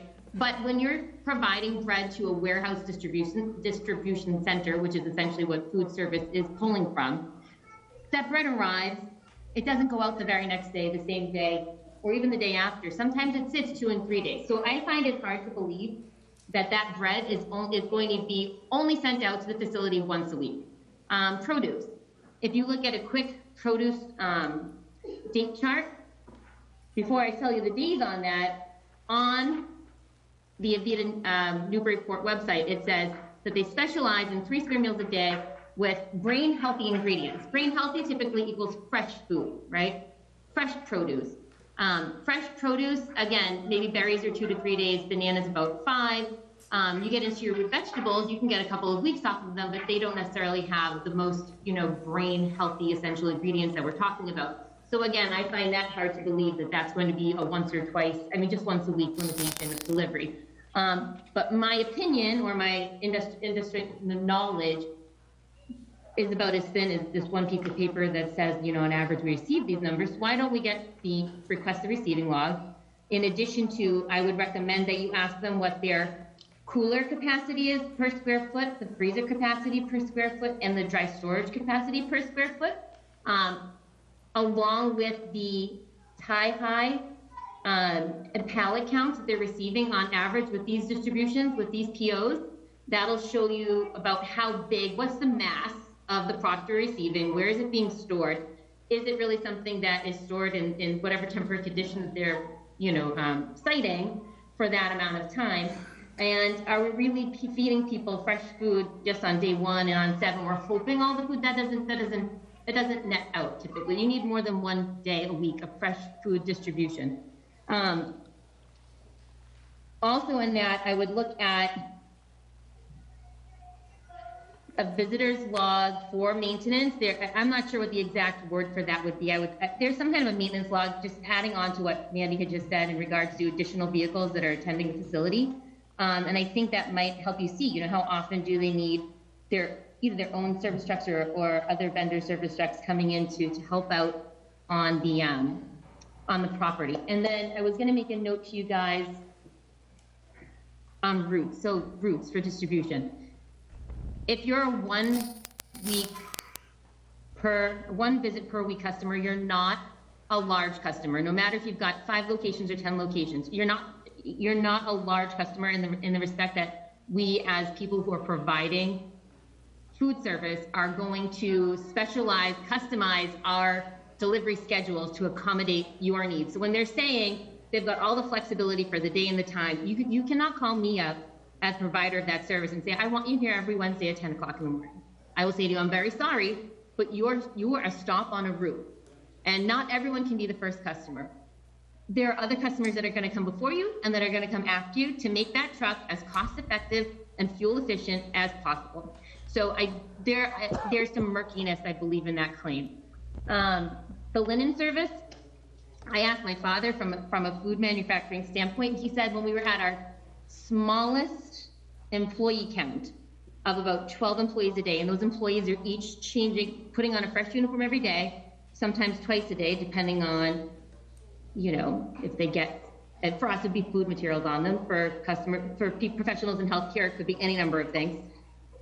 And towels, that were 50 pieces of towels per bag, so pieces of linen. He said when we were only 12 employees, we would get once a week delivery. When you got up to 100 employees, you're doing 4 to 5 delivery per week days of the same amount of uniform per associate. So if we're looking at 70, 75 employees, maybe we should also be asking for a breakdown, like an org chart. How many of these people are office staff? They're walking in their suit and tie every day. How many of these people are uniformed employees that are going to need that service? And also the linens are provided as per their website as something that Avita or Northbridge is going to be getting laundered for their residents. So you've got bed linens, you've got their own home towels, you've got kitchen staff towels who are providing all the food service. We did see the Crown Linens truck today come down in between 2 additional ambulances, in addition to the 3 ambulances that Mandy spoke to earlier. So there are a lot of things that don't just have to be statements. They can provide you backup for this. They can provide you from perhaps the Newburyport Center, also their linen service log. That's something that can easily be done. You can black out any cost information. Nobody needs to know that. But how many times were they received? How many pallets did they bring in?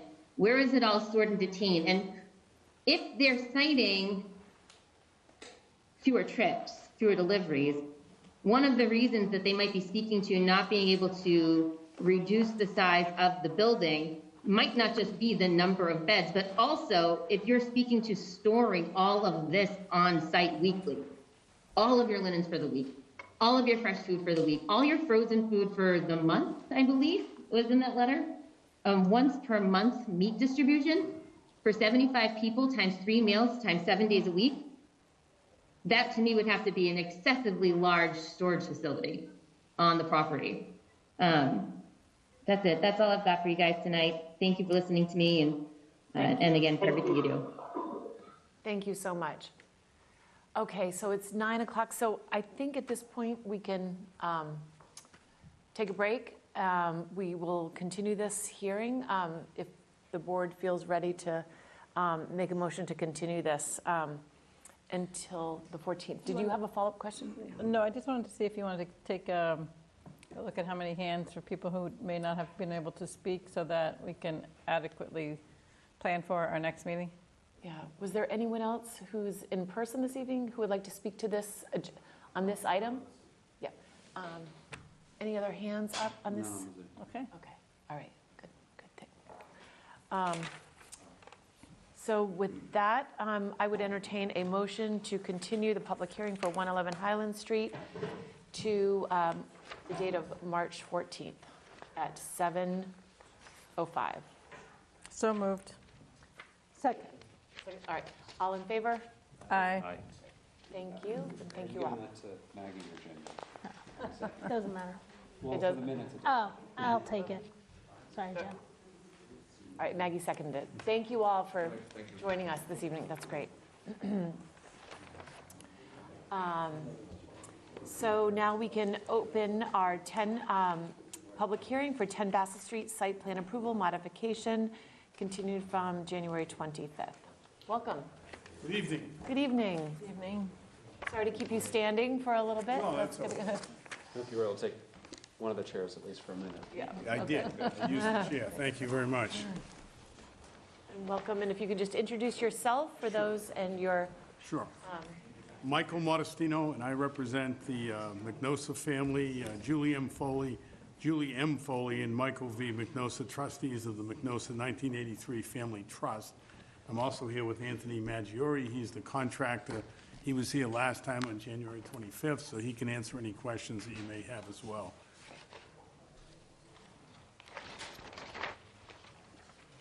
Okay, thank you. And go ahead if you want to Thank you. introduce the changes. That's great. Welcome.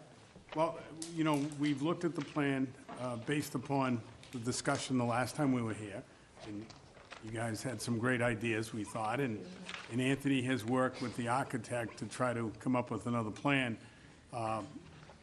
It wasn't quite what he wanted, and unfortunately, we didn't get the plan until Tuesday of this week, and I brought it right over to Josh as soon as I had it, and I apologize for any delays in that.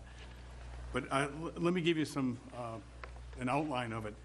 Basically, we're going to try to put a roof on the top of the entry area into the proposed stair area where the platform is on the second floor, and this will provide shelter from inclement weather and to provide lighting over the entry platform in front of the stairs and down onto the stairway below. Then the structural part of the second floor platform, the stair stringers and the supporting posts will be made of fabricated steel in order to be safe and comply with the building code, according to the contractor who told me as such. The finishings on the stair threads, the top of the staircase platform, the railing system will be constructed in an AZEK system. And this will allow the platform and stairway to conform with the existing style of the building, which is more residential looking in nature.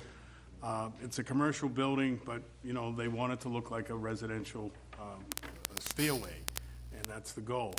More space will be created for the bottom level entry to the stairway. The landing, we talked about this last time, and there was concern that the landing was too small.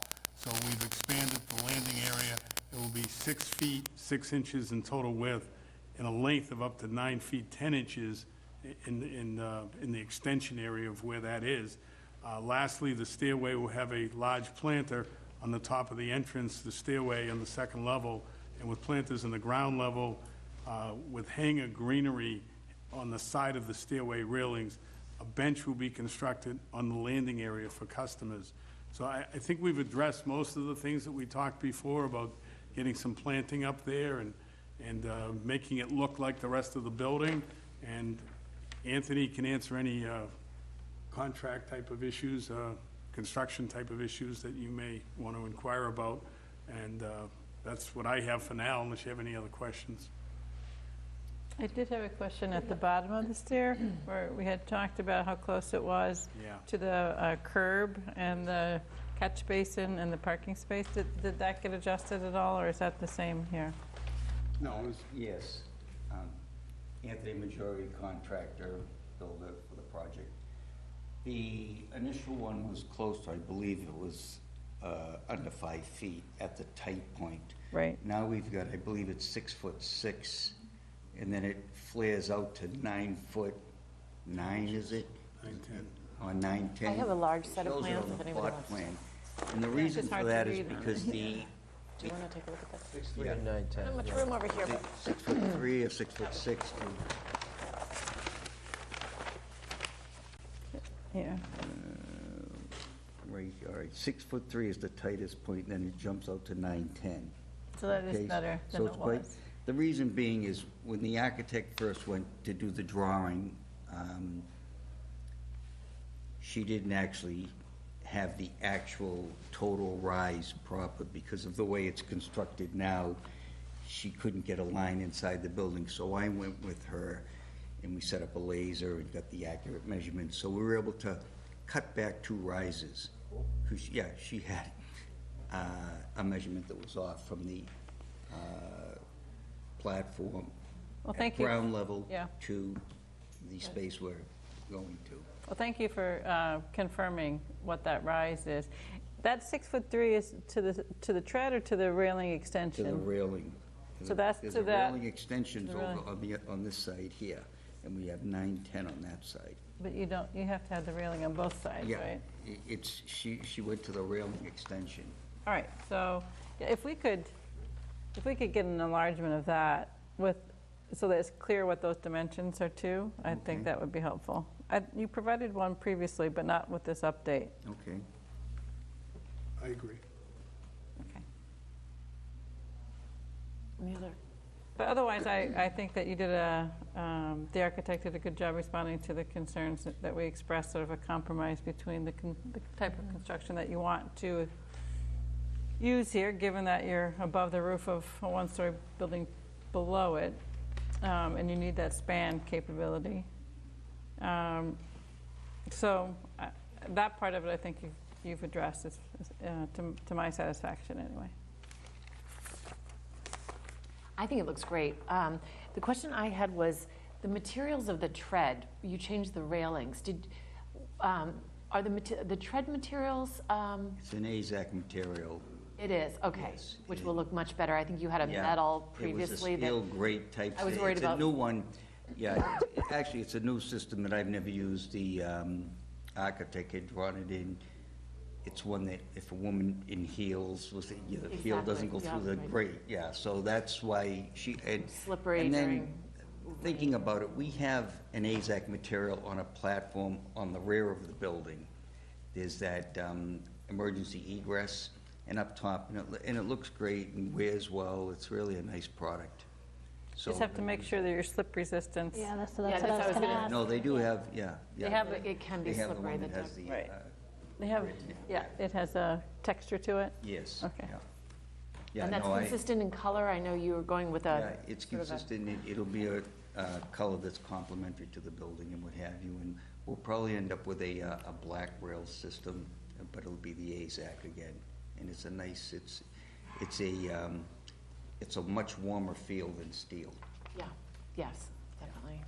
And we'll do AZAC risers and skirt boards?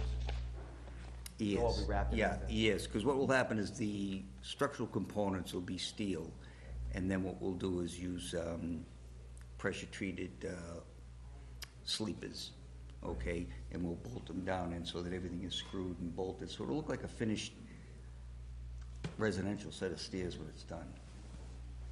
Yes, that's definitely the direction. I just have one question. The written description of the changes you made, the stringers will be steel. Correct. Are you wrapping the underside of it? The underside? Yeah, I think a lot of the stairs going to look residential, but the underside certainly won't, right? You're going to have steel stringers. Well, there'll be steel street, yeah, I mean, that's an easy fix, that's an easy thing to do. You gotta let water get through, though. Yeah. Yeah, I understand what I'm saying. I mean, it's. They can do tube steel, and the tube steel gets painted, and it looks like It is painted gonna be wood, painted. too. I mean, Tube steel even would if be I real did wood, expensive. it would have been painted, so it would have, but the point I'm getting at is, there is a product that will allow the water to come out that we could put on the back of the stairs and finish it, because to your point, in the corridor looking out, when you're coming out of CVS, you'll see the underside of the stairs. Yeah. Even though they're tucked to the sides. Yeah, I mean, Anthony, It'll have a nice as I finish. look at it, that's a pretty visible part of the stair, the underside of the The stair. underside. I mean, anybody walking on the at-grade Yeah. surface is gonna see it. I honestly I don't even know that that's part of our, No. it's just- When it's said and done, it's a I'm comment. sure you'll be happy with what we produce over there. I think you've been happy with everything we've done with the building at this point. So you're saying there is a way to. Oh, yeah. to not expose the metal, to Yeah. conceal Oh, that? Yeah. Okay.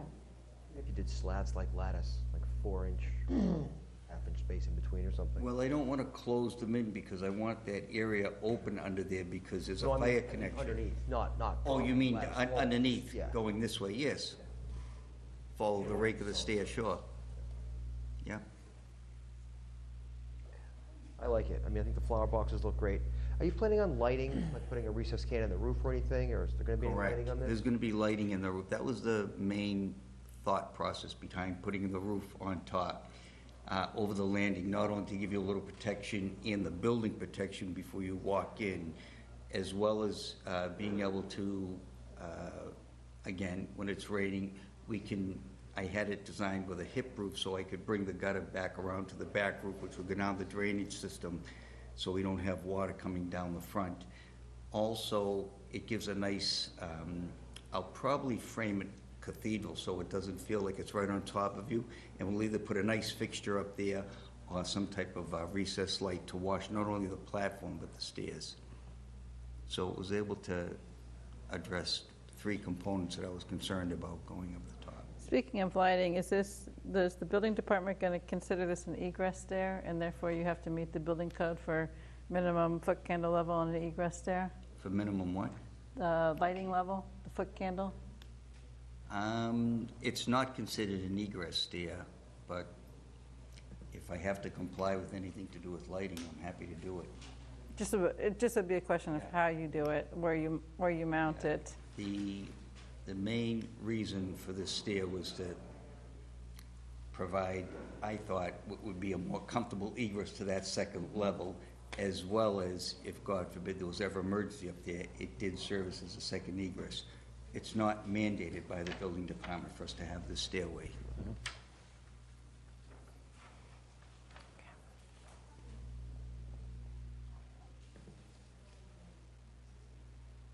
Tim, I'm sorry, I didn't ask you in the last public hearing. Did you have any comments on this that you would like to add?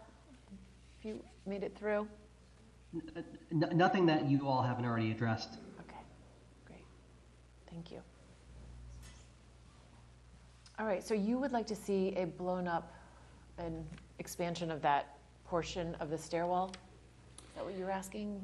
Yes, where it is the site plan, so that these dimensions can be legible, and that we know that it's to the handrail extension and not to the tread, because the handrail extension will be the limiting factor on people being able to get by, right? I just think it's good for us to know, and have it in the record. Is that something you'd like to make a motion to approve, subject to receiving that, or would you like to have that prior to making a motion? Or if the board feels ready. I mean, I feel ready to approve upon your request. I'd like to see it, though, because if we close the public hearing, then we can't take another document in as part of the hearing, as part of the public record. So I don't really want to extend it too long for you. If you could turn it around, is 2 weeks going to be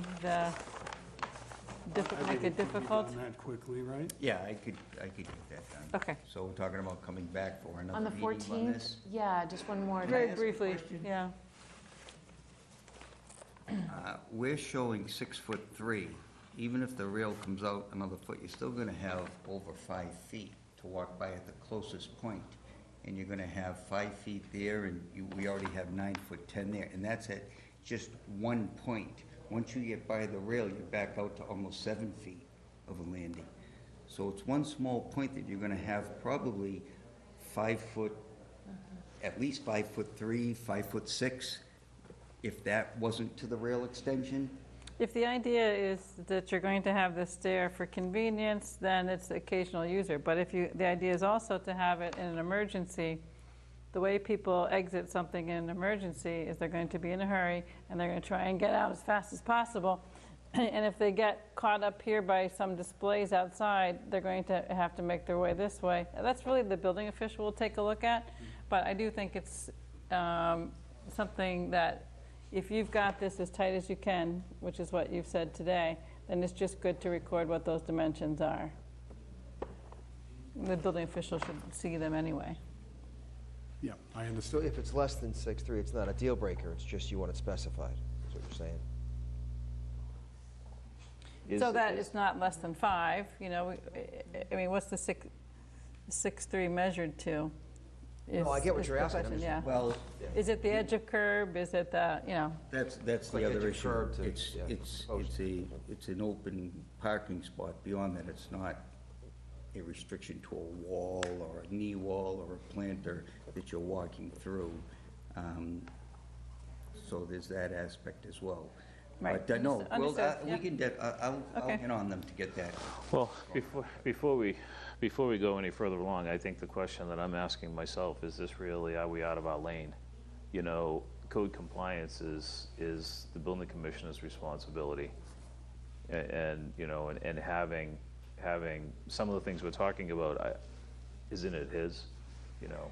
If we wanted to make it subject to approval by the building official for review of those dimensions. I think because it's, you know, the question of whether this gets placed in this exact location without any other architectural modifications, it could be moved over closer to the wall, the dimension gets larger, you know. So if the building official is okay with it, and if he's not okay with it, then it should come back for us to review. And your concern is closing the public hearing, that if we close the public hearing and vote on that makes it more difficult. Why don't we, well, how does the board feel? I won't. So I'm comfortable. I think that they have been very receptive to our thoughts and concerns, and I think that they always do a really nice job down there. So I'm, you know, again, staying in our lane. When I saw the original steel staircase, I was like, ooh, that's not what I would want. But partially, I also thought, you know, that's your business. If that's the look you're going for, you know, I don't want to tell you how your business should look, because I wouldn't want someone telling me how my business should look. But I think you've made a great effort to listen to our concerns, and I wouldn't want to delay. You know, I've seen you guys out there working, and you probably just want to wrap up a project. So I wouldn't want to delay, but I also, looking at what's on our schedule, you know, I wouldn't want to delay our schedule either. So whatever is, I'm comfortable. I'm fine with that motion if we were, you know, to make it to contingent upon, you know, the approval of the building department. And we'll get the dimensions of that area that we're looking at there. I'll present it to the building inspector and get his approval, and then he'll notify you guys to then be able to go forward with him, going forward with the application. Is that how that works? No, I think what we're talking about is, Approve it, and then you go to the building department. Sorry. And I appreciate all, like Cheryl's so into the details, and I think that is really important, so I don't want to dismiss your concern. But I want you to I'm be okay with comfortable. just saying that if you want to submit a revised site plan for the record, that clarifies what the 6'3" dimension is, and that we can make it such, I think, that if you find in your building permit application that the building official would like to see any changes, that we would like to be review those changes. So that's the way I would leave it. So if you want, I can make a motion to that effect. All right, if you're okay. can I have a motion actually to close the public hearing first? So is there anyone who would like to speak to this from the, from the public, or any hands up on Zoom who would like to speak to this before we close the public hearing? Okay. Then a motion to close the public hearing at 10 Bassett Street site plan approval modification. So moved. Second? Second. Okay, all in favor? Aye. Okay. All right, now I would entertain the motion. Okay, so I just wanted to get the actual application on the agenda. So give me 1 second.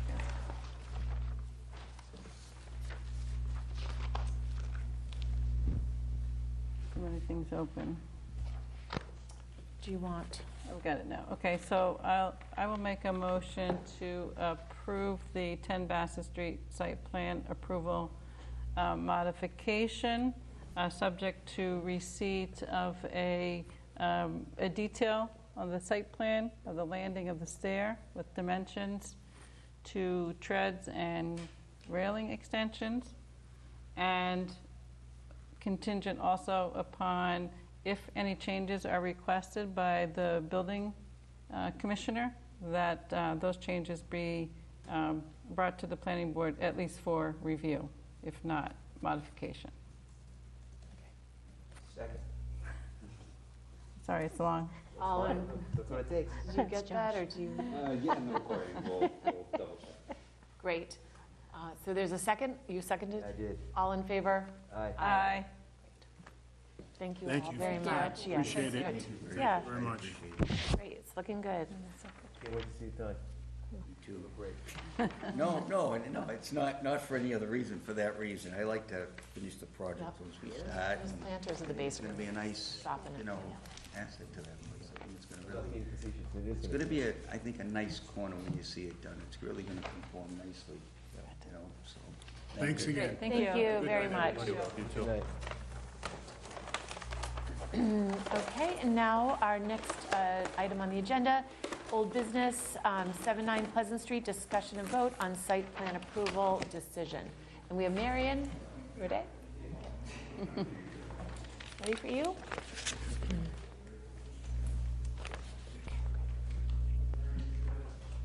I like our old room. Everybody? Good, welcome. Sorry, I didn't know you were done. That's all right.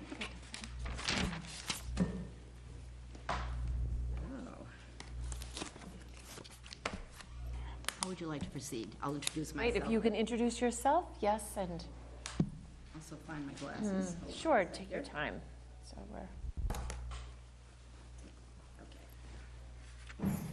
So I'm Mary McKettrick. I represent the applicant for a site plan review process that we've just completed for 7 and 9 Pleasant Street and 672 Randolph Ave. And the board has approved the site plan, but you asked me to draft a decision.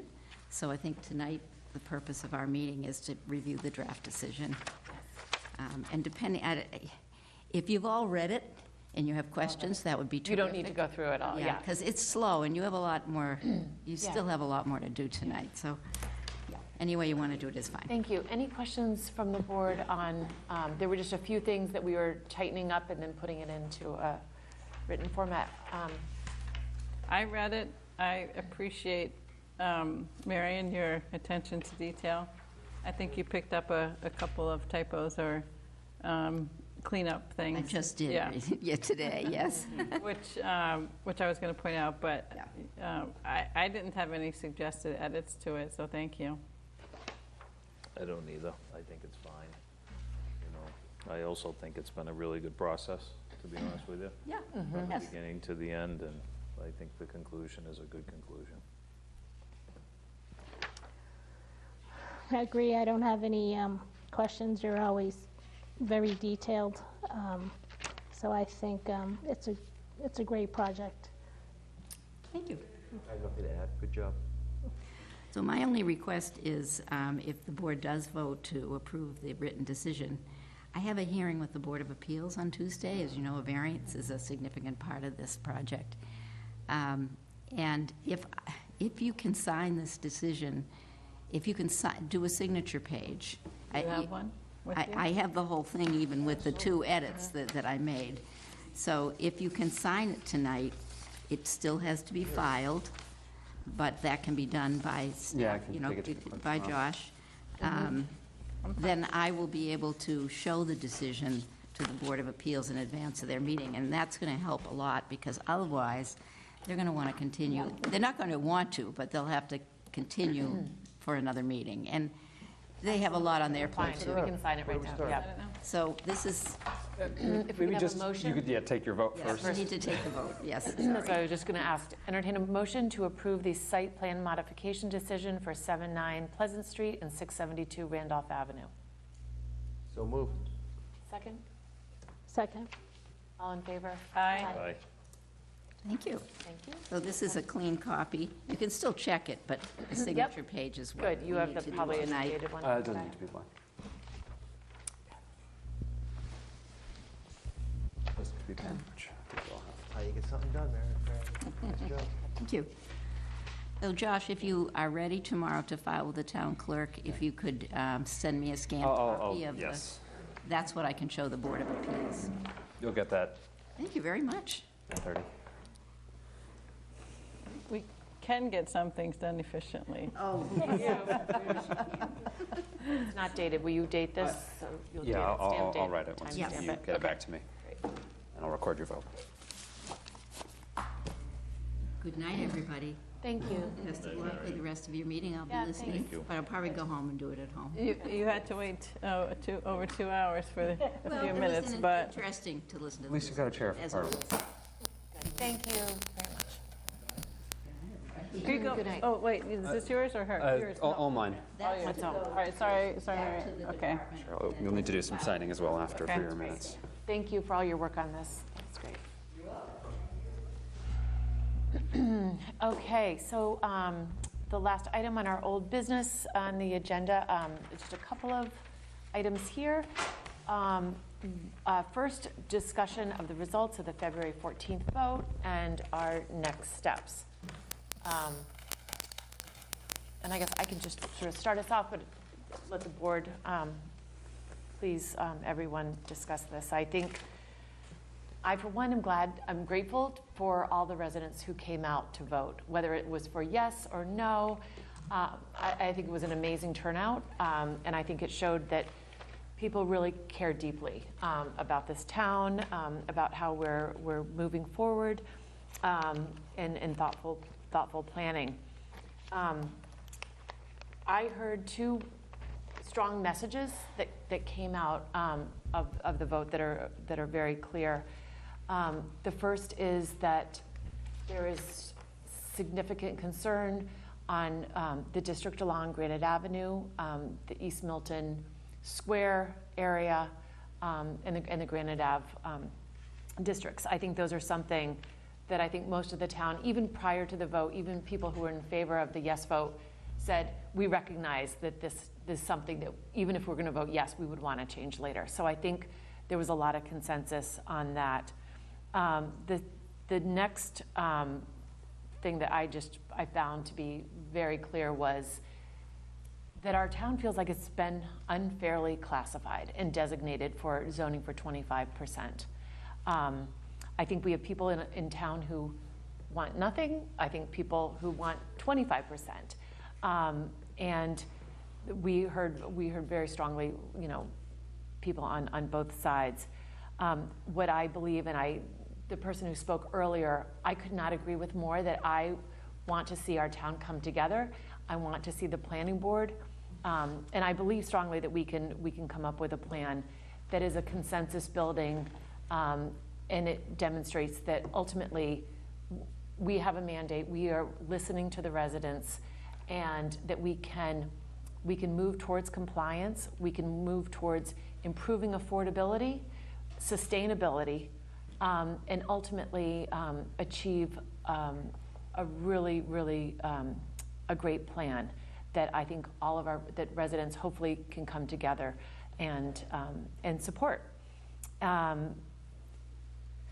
I think at this point, I would like to suggest what we work on is a plan, and we're looking at the districts. We've done a tremendous amount of work. So to Eric Holkerson's, his question, are we starting from point zero? I don't think so. I think we have some really good, strong districts that we have studied thoroughly, that there's just no reason to go back and start that again, that we can take off.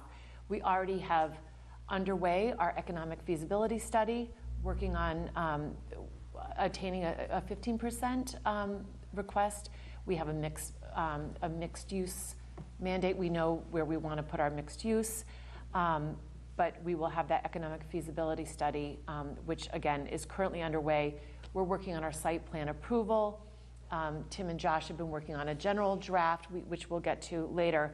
But I think a lot of our time was not wasted, essentially. And I think what I see as a consensus is working towards a 10% at this point, going for something that I believe we can work with the state, we can work with EOHLC. Hopefully, the AG will give us time to work on this, but I feel that it's a coming together of our town and our community, and 25% was rejected, and that plan was rejected. It was voted no. And that doesn't mean that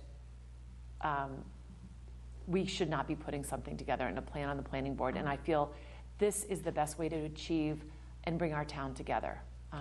And that would be my goal, that we would start with that and we would take that and be able to present that to town meeting. Again, town meeting will have an option to choose, because I think right now we have no options, and we need to look at the East Milton and really, make a commitment to listening to the residents on what we've heard. And I think that's would be my suggestion on how we begin. And Chair Hall, Tim. Tim, yes, please. That's. Yeah, Meredith, I just wanted to clarify. The economic feasibility analysis is on the Article 1 subdistricts and dimensional parameters, which no longer exist. And MAPC is not going to be able to do an analysis until they have districts and dimensional parameters to actually evaluate. So I actually don't know how much progress can be made on that economic feasibility analysis unless there's an assumption that we're just going to stick with the Article 1 districts, which again, it doesn't sound like we are, nor can we. I envision this, and again, I want to hear from the board, but I see this, the path forward, including many of the districts that are already being evaluated. So, for example, the East and West Bridge area being sort of a foundation.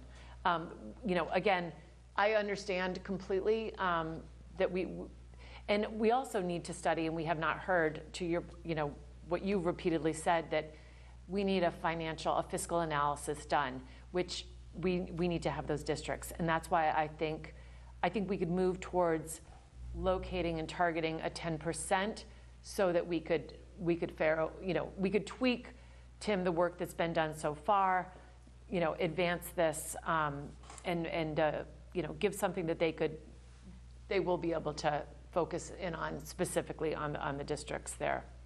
As well as, hearing from our town departments, the questions that are outstanding, on what that would look like, a 10% number versus 25%, because the reality is that would look very differently from a variety of perspectives. I mean, I'll talk to MAPC when I get back to the office and see kind of if there's an ability to kind of back into that. The point of the economic feasibility analysis, the product that is produced is, an analysis that matches up with whatever zoning the town actually passes to say, this zoning has a 10% requirement, we think it's feasible to include a 15% requirement. So you sort of, there is a chicken and an egg issue here. Mm-hmm. We can talk to MAPC and kind of, give them the lay of the land and kind of see if there's an option. But again, absent having a set of subdistricts with an anticipated number of units, I don't know how much, they could do an analysis, but if it doesn't match up with what town meeting eventually passes, it's not going to be useful for the purposes of getting us to that additional affordability. But again, I can talk to MAPC and report back on that. All right, that would be great. On this specific topic, my opinion is that it doesn't make sense to jump through hoops, as an expression, to produce an economic feasibility analysis unless it's based on data, or sub-districts that are real. And the proposal, I believe, said that they'd be complete by April 30th. I think that's what was in the agreement. If based off of Article 1. Right, if we didn't stop the process, right? And I think had Article 1 passed, that would have been fine. keep them on track for April 30th. In my opinion, I think what Mr. Hokinson said earlier today in citizen speak is probably the most rational way to look at it. You know, we do need the time to do this in a manner that we do it twice and not 3 times. We shouldn't do things that put us on a path to do this 3 times. And I think what Mr. Hokinson said is most reasonable. We cannot accomplish what would need to be done to be able to be prepared for Maytown meeting. He suggested October. I think that it's probably the most reasonable thing we should do is prepare ourselves for October. But May doesn't seem realistic. I'm sure there are plenty of people that would agree that May is not realistic. So Right. that And I think we at need least to be wanted honest about that. I agree, yeah. I wanted to comment on it, and at least that specific topic while you and Tim are discussing that. I just don't think we should waste our time or effort or money having MAPC do something that's really not gonna have a whole lot of value. So let's follow up after we talk about, you know, and how we hit pause on that, because we want that work to continue, but maybe we do hit a pause until we have something more concrete. But it's all an important part of what we would want to ultimately present to town meeting, I think.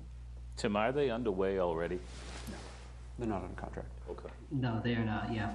Okay. And my understanding is that we can write an article with language in it, what, you know, subject to the study being completed, Yeah. Yes. right? So, not that I'm talking about, like, even in the fall, you know, but I don't see why that wouldn't be realistic. I think the hope is that that study would be ongoing at the time of the article's approval to give it the kind of trust when the AG's office reviews it with their municipal law unit. Yeah. Once we establish our zoning districts, we can have them do it, right? Yeah, I mean, this is in a world where you're voting on new zoning, so yeah.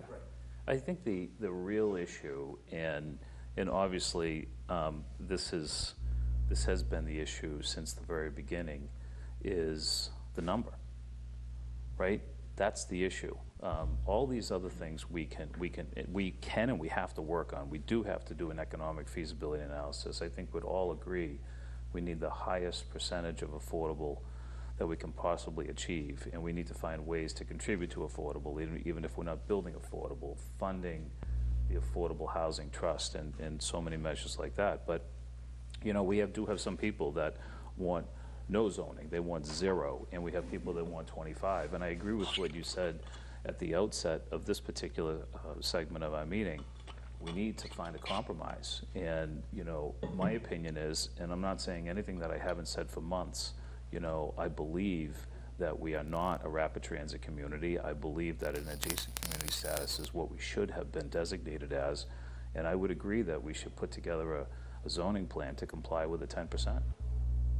And in a town that's fractured like it is, I see the 2 extremes as being the extreme of 0 and the extreme of 25. And we need to find a way to bridge the gap between the 2 extremes. There are people that say, oh no, we're a rapid transit community. And there are people that say that, no, we're not a rapid transit community. There's plenty of historical basis for it. I think a couple of the attendees have done plenty of research on that. And obviously there's a conversation that has to take place with HLC. So, but you know, there's an awful lot of people in town that are wondering, well, what is the planning board gonna do? And I'm not of the mindset that we should, you know, do nothing. I'm of the mindset that we should prepare ourselves for October. And I believe that the best path for us to be on is to prepare zoning for a 10% number. You know, I think what we learned from, we had almost 10,000 people come out to vote, and the people that were opposed to Article 1 were opposed in a number that was 8%. And I think what we learned is that town meeting was not representative of the town at large. That's what we learned.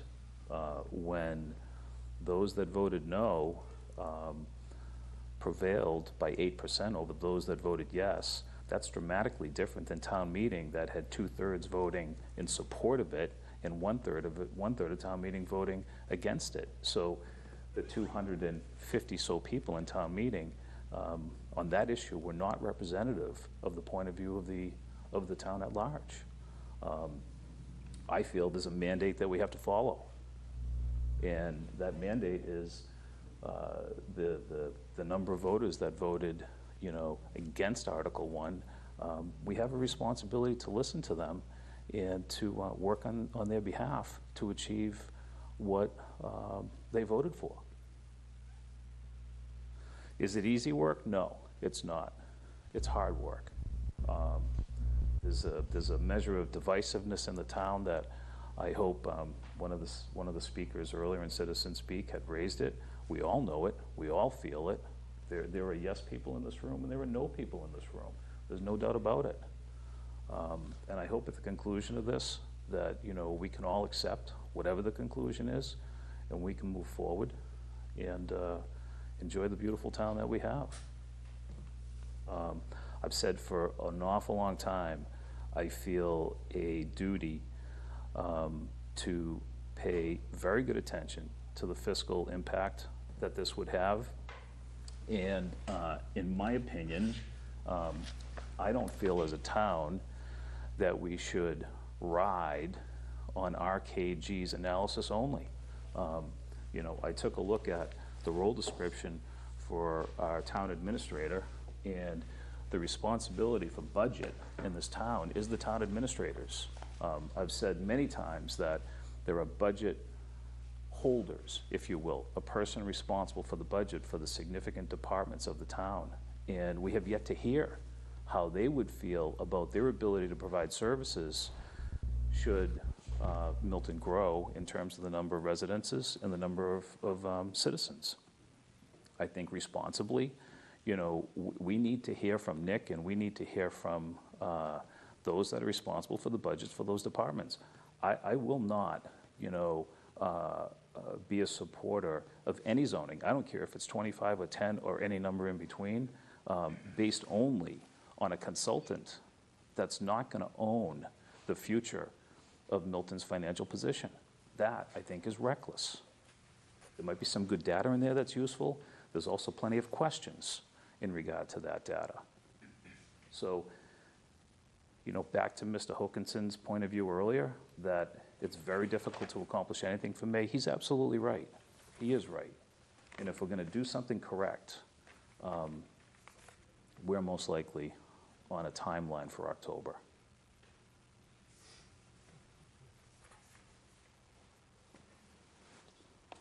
So I'll have to eat a little crow on that one, because I've always thought that we could get it done in the 3 to 6 months and have an article. I think 10%, I agree with the 10%. I think our town is just so torn apart. It was torn apart with the ADU law, then with the land swap, and now with this. And I think, to Sean's point, a 10% number is a fantastic compromise. And I think it obviously will be easier than 25%.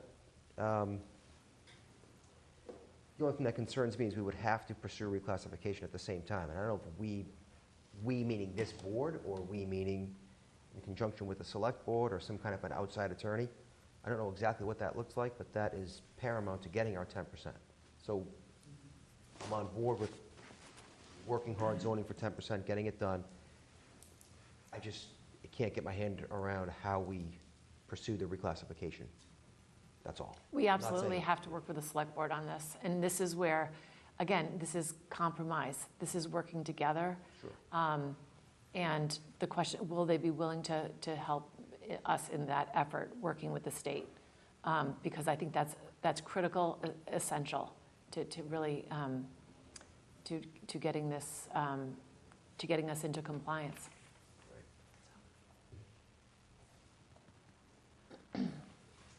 You want to go? No, go ahead. So I agree that we've heard from the residents of the town, and I've heard that they don't want us to be classified as a rapid transit community. And our official position of the town is the town vote. And I feel like that supersedes anything that like we've said and the town meeting and the select board says. So we have to honor and respect that official position. And we have to move forward, consistent with this townwide vote. And I don't think anybody should do anything to undermine the townwide vote. And I think that means all of us do have to work together. I agree with that. And I think we kind of have to, stop,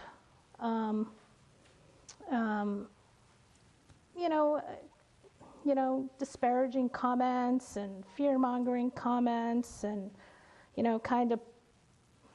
don't fall into the trap of listening to social media and what's going on there. It kind of is us, us five, working with the selectmen and listening to the residents as they come forward around our tables, our mutual tables.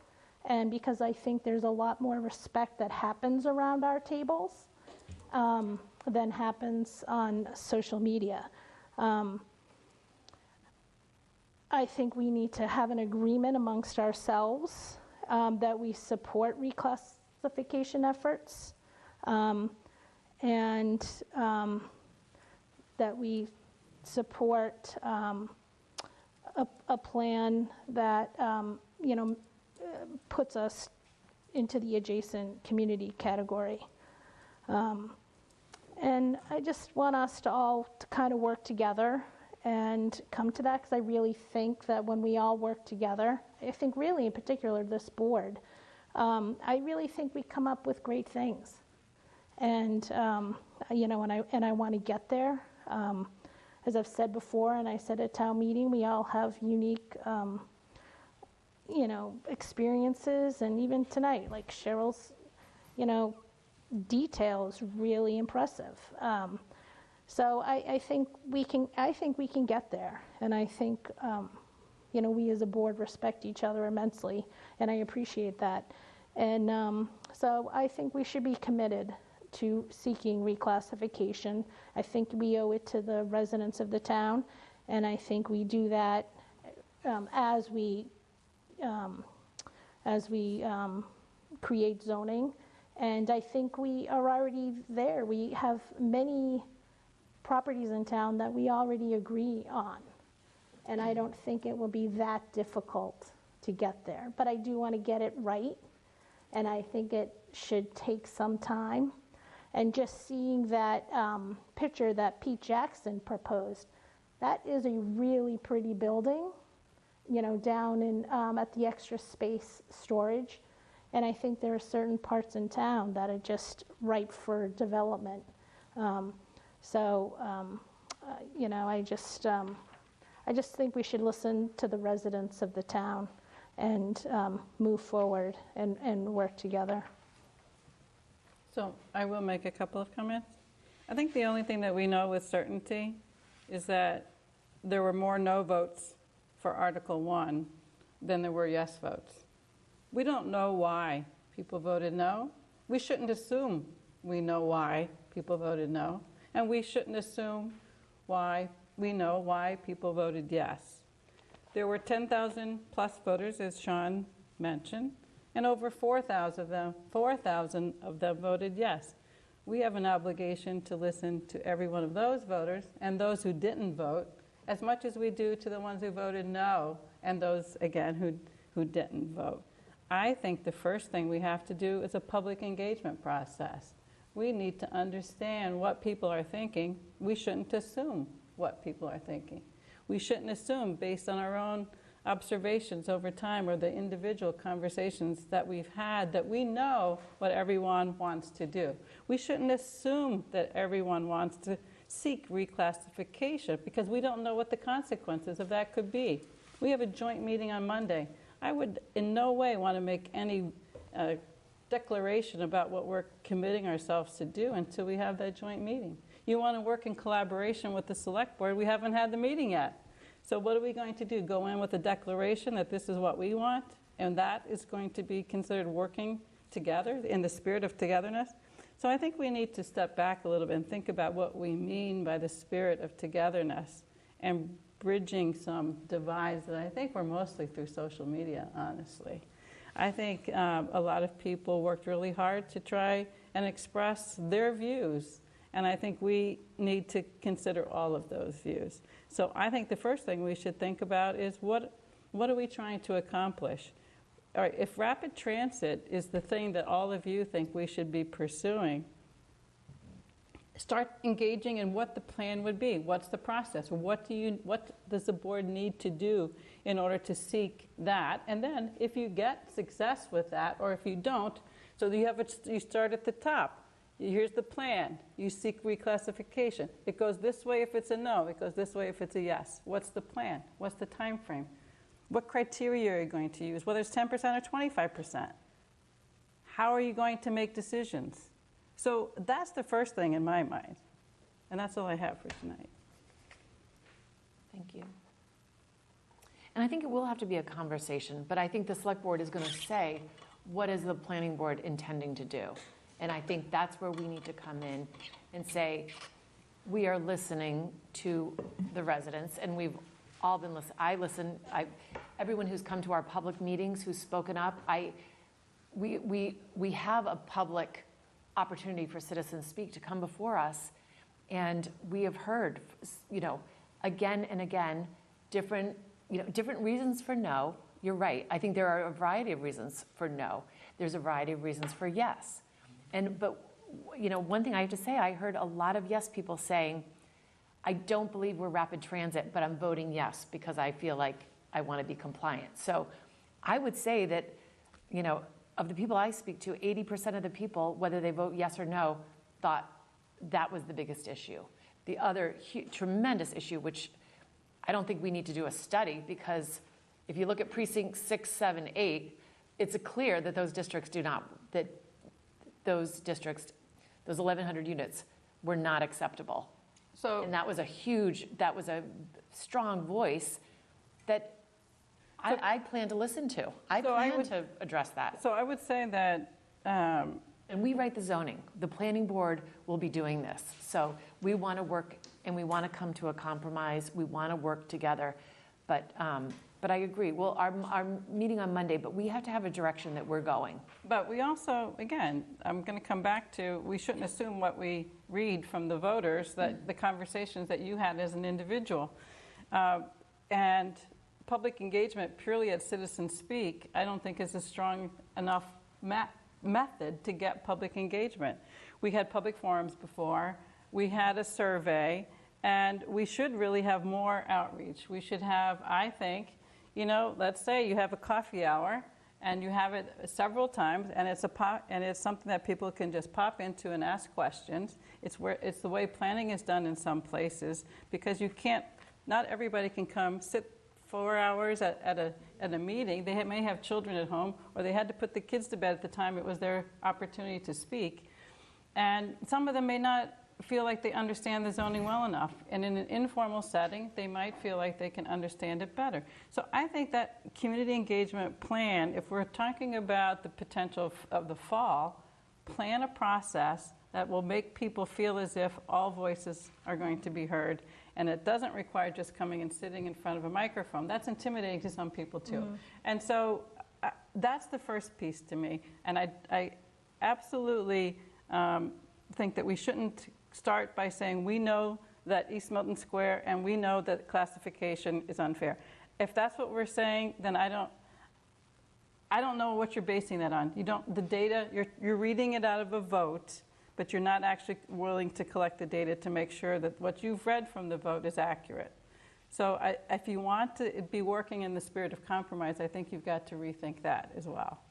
I think a coffee hour process, and I'm being serious, we have 10,000 people that voted. How many coffee hours do you think we're going to have to be able to get the community at large to provide feedback?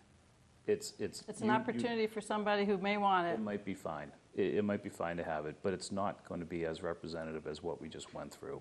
There are, as I look at it, the people that voted no were opposed to it.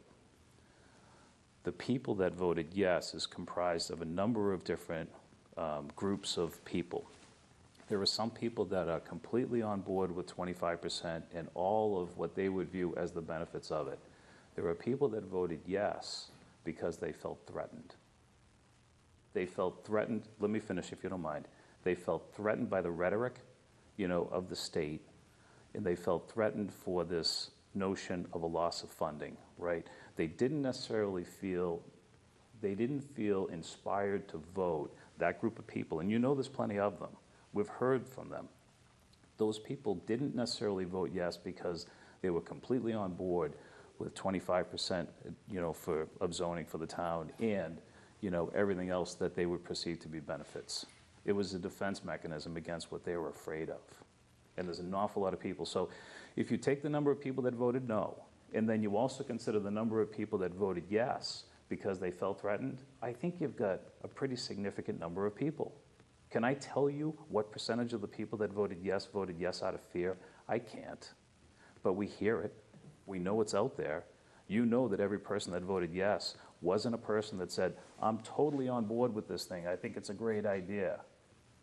I think people voted yes for different reasons. I think people voted no for different reasons. Do you disagree with my perception of the yes voters? I'm not making a perception about any. All I know is that... Have you not heard that yes voters voted out of fear? So, Sean, how many individuals... Can you answer my question?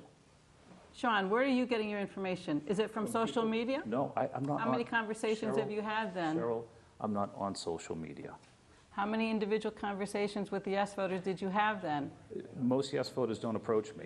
So then how do you know? That's my point, is I'm not assuming I know how anybody voted or why. You know this conversation has gone on throughout the community. You don't want to agree that people on the yes side voted yes out of fear. I don't think they voted yes out of fear. Okay. No. Okay. I'm not going to even bother the conversation. It's not worth it. Let's do things that are more beneficial in terms of time. And I think my point is, let's have something to show them. I absolutely would love to do a public and have a public forum, but I think we should have something to show them because we did a lot of work. You know how we analyzed a lot of these districts. We understood where there is currently multifamily housing, what the setbacks are, what the heights are in these buildings.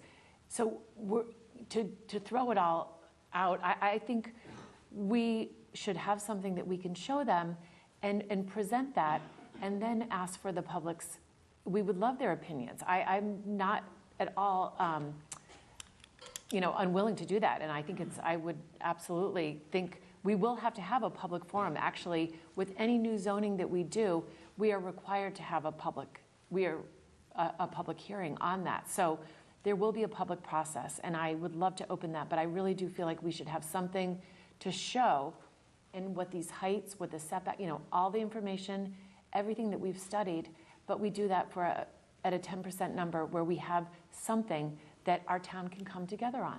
To answer what Mr. Hokinson asked earlier, are we starting from scratch or are we working with what we created? My opinion is we have an awful lot of the zoning that's been created that we should work with and we should keep. And if you consider everything from let's say Blue Hill Ave and all the districts that were created, running down through the Elliott Street corridor and over to Milton Village, there's a lot of good work there. There's a lot of good zoning, and I think there's design guidelines that have been drafted and prepared, and it's all good. We should not we should not throw any of that out. We should see how we can work with it. That's my opinion. I agree, that becomes our foundation. But I think we have to start with, broken record, we have to start with the maps. Look at the maps and see where we want this stuff. And then apply our criteria to that. I see no reason why we can't use what Cheryl created because it's fantastic and it works. But I mean, a lot of the work, yeah, with the consultants, with Tim, with the work that we've done, I think it's a great foundation to start with. And then we present it, we have something that we can present at town meeting. whether it's, October, November, depending on what that schedule would be, but I think we work towards having something that is acceptable to the residents of the town. And we all understand that there is a statute. We all understand that we want to be part of the solution. We understand that things need to change, and we want to be part of that change. And but sometimes, change is a little bit better when it's a little bit slow and it's incremental. And I'm in a very fortunate position where I don't need a coffee hour. My 12 hours of work every day is a coffee hour. And every day somebody different walks through my door and has a difference of an opinion. And I spend the time and listen to them, and they're not all complimentary comments. And so I can honestly say that there are people in town who voted because they were afraid. And there are honestly people in town who want nothing. And there are people who are full on board 25%. And I've listened to them all. I listened to the criticism. I read the criticism online. My kids read the criticism online. And it's not always fun to read it, but that's how you get information.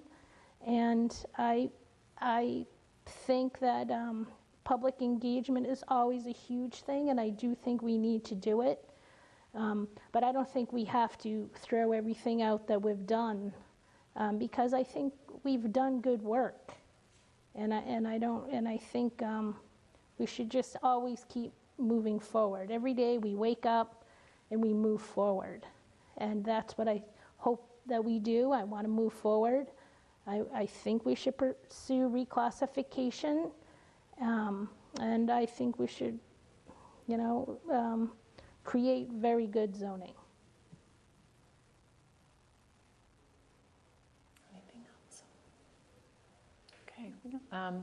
So we do have a meeting on Monday. I think this has been a great conversation. I feel like I don't think we need to take a vote right now, but I think we have a direction that we can move ourselves forward and really, try to form consensus and work together. I think there's someone if anyone from the public or online would like to speak, I would welcome. If anybody would like to say anything, welcome. Can you just Thanks. say your name and address for the record? Yeah. Ryan O'Halloran, 7 Morton Terrace.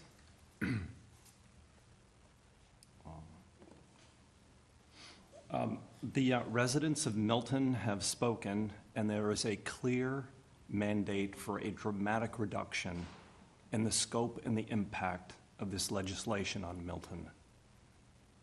I think we are all encouraged to hear that the planning board and the select board are getting together next week. For the first time, and this is a huge step forward, we have a unique opportunity to address the erroneous classification as rapid transit. We are, by all objective measures, not rapid transit, and look forward to both the planning board and the select board revisiting this issue. Thank you.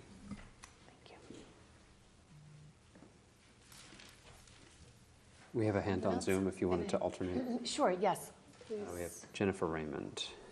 Okay. Hi, thank you. My name is Jennifer Raymond. I live on 18 Hampton Ave, Precinct 9. And I just wanted to, comment on the conversation that was just happening about what were voters' motivations. As someone who I was in support of the proposal, so I'll put that out there up front. But I spent a lot of time walking around and talking to people in my precinct, having conversations with both yes and no voters. And what I heard on both sides, so I guess I would disagree with Mr. Fahey's characterization of the voters here. What I heard on both sides was a real variety of reasons. Just like the previous speaker who is questioning the rapid transit classification, I heard no voters who didn't support the proposal because they thought we should fight that. I heard no voters who said they didn't like that the state was interfering in local zoning. I heard no voters who said they were in favor of changing zoning, but they wanted multifamily housing to be more spread out across town. So I think there were a lot of motivations on that side, and I heard the same thing on the yes side. I heard yes people who said, I wish it had more, I wish it had more. I wish it maybe had more affordable housing. I wish it was different. This was a compromise. Or, I don't know if I feel great about the plan. I don't know if this is the best plan, but I think we should have a plan. And the lack of a plan keeps getting us into trouble. And we need to have a plan. So I think there are a lot of reasons why people form strong opinions about this, and I think there was fear on both sides. I think there was fear on both sides. So I think it's unfair to, mischaracterize one side or the other side. There were a lot of people in this town, and if we trust that people are acting in good faith,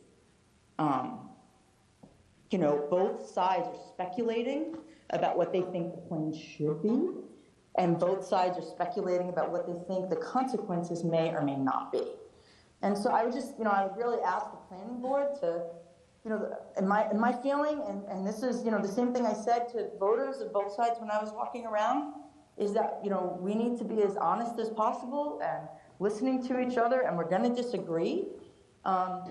But we also have to figure out how to work together, disagree and work together, and not kind of stereotype each other or put each other into boxes that create that contributes to this divisiveness, because it's not helpful. So thank you so much, and I really hope that the planning board is going to put together a plan. I was disappointed to hear people saying after the vote, we should resist, we should, fight the classification, because one of the arguments that, was happening at the time during the vote was we just need more time to come up with a better plan. So I hope that we are going to come up with a better plan for Milton, and I really believe that we do need a plan. So I hope, I look forward to hearing the planning board and being part of those conversations. And thank you for all the work that you're doing. Thank you, Jennifer. Thank you. I think there's plenty of people in the room who also.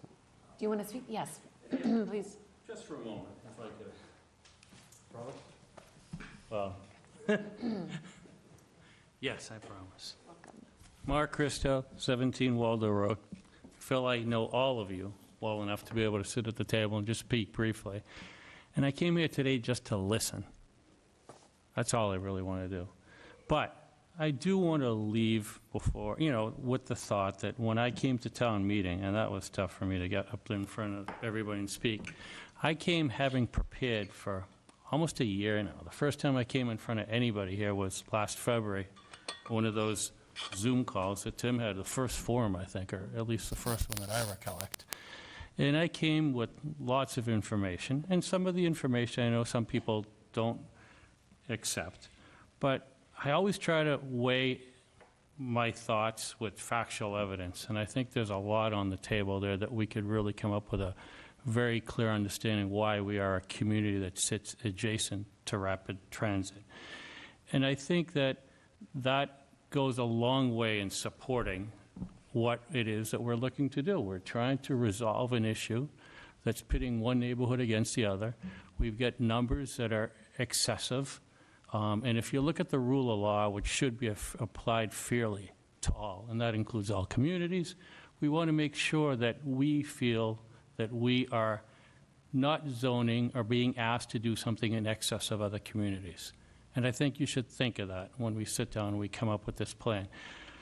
I don't want to say that, I think you've all done a tremendous job. I think we fumbled a little bit as a community in terms of presenting the evidence And I think that we need to do our best job this time around. You know, it is a second chance in a sense. And we have a clear understanding that there are people on both sides that have in their mind reasons for wanting to vote yes, wanting to vote no. But I do feel that everybody feels that this has strained the town, the numbers strain the town, and there's legitimate reason to really seek the reclassification. I think we need to do it. We have succeeded in bringing this topic to a larger audience than just us here at this table. I kind of would never have imagined that that would be the case, but it is the case. And I think we need to leverage this at this point to the benefit of all. That's all I want to say. Thank you. Thanks, Mark. Christine Hoffman has her hand raised. Okay, welcome. Christina. Hi, thank you very much. This is Christine Hodlin. I live at Maple Street, and full disclosure, as the treasurer of the Yes campaign, and I voted yes for the Article 1. And I just want to reiterate some of what Jennifer said before, was that I don't think any of you in this room can make assumptions on a yes or a no voter and why they voted yes or no. I'm sure you've had many personal conversations with people who come to your workplace or who are comfortable talking to you or whatever about why they particularly voted their specific reason. But there are way many more people that have not spoken to you directly or specifically about why they voted for, either for or against this article. This article and this MBTA communities law is extremely complicated. It's very complicated. And in order to be able to educate the wide voter population, we did not have enough time to do that, nor I don't know that we could ever do that fully. It's extremely complicated, and what was put forward was used, by the regulations and what was put into that article as best as it could. So I agree. Maybe we fight classification. If you as a group think that that's something that we should go for, go ahead. But you need to be prepared for a plan for whether we get that classification changed or whether we don't get that classification changed, because that could happen in either direction.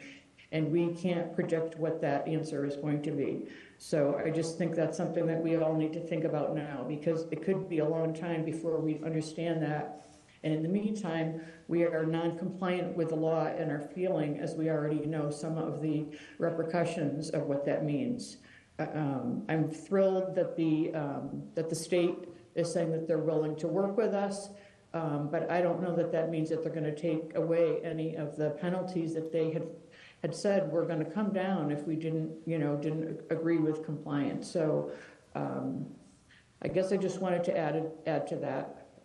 I think there was fear on both sides and why people voted yes or no, either because they weren't fully understanding or because there was fear of traffic or what might happen in their neighborhood, whether that was going to really happen or not. So, I appreciate that you're all going to think about this and collaborate with the select board and the town planner, who did most of the work in putting together this article and the zoning, and hopefully we can come forward and come together as a town with something that many more of us can all agree on. So thank you.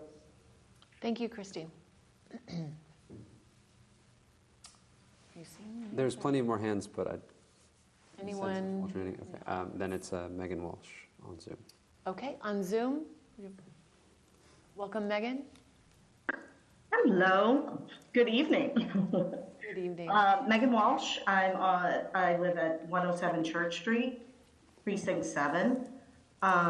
Just to reiterate, everyone has had excellent points from all sides.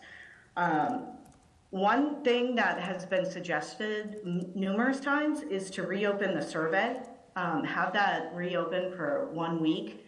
That allows for everyone who's not comfortable attending meetings or who doesn't have the means to actually go to these meetings to have equal opportunity. I think we should do it for 1 week, You can do it online. If you don't have the possibility to do it online, you can do it in person, request that somebody brings it to you. I mean, whatever means.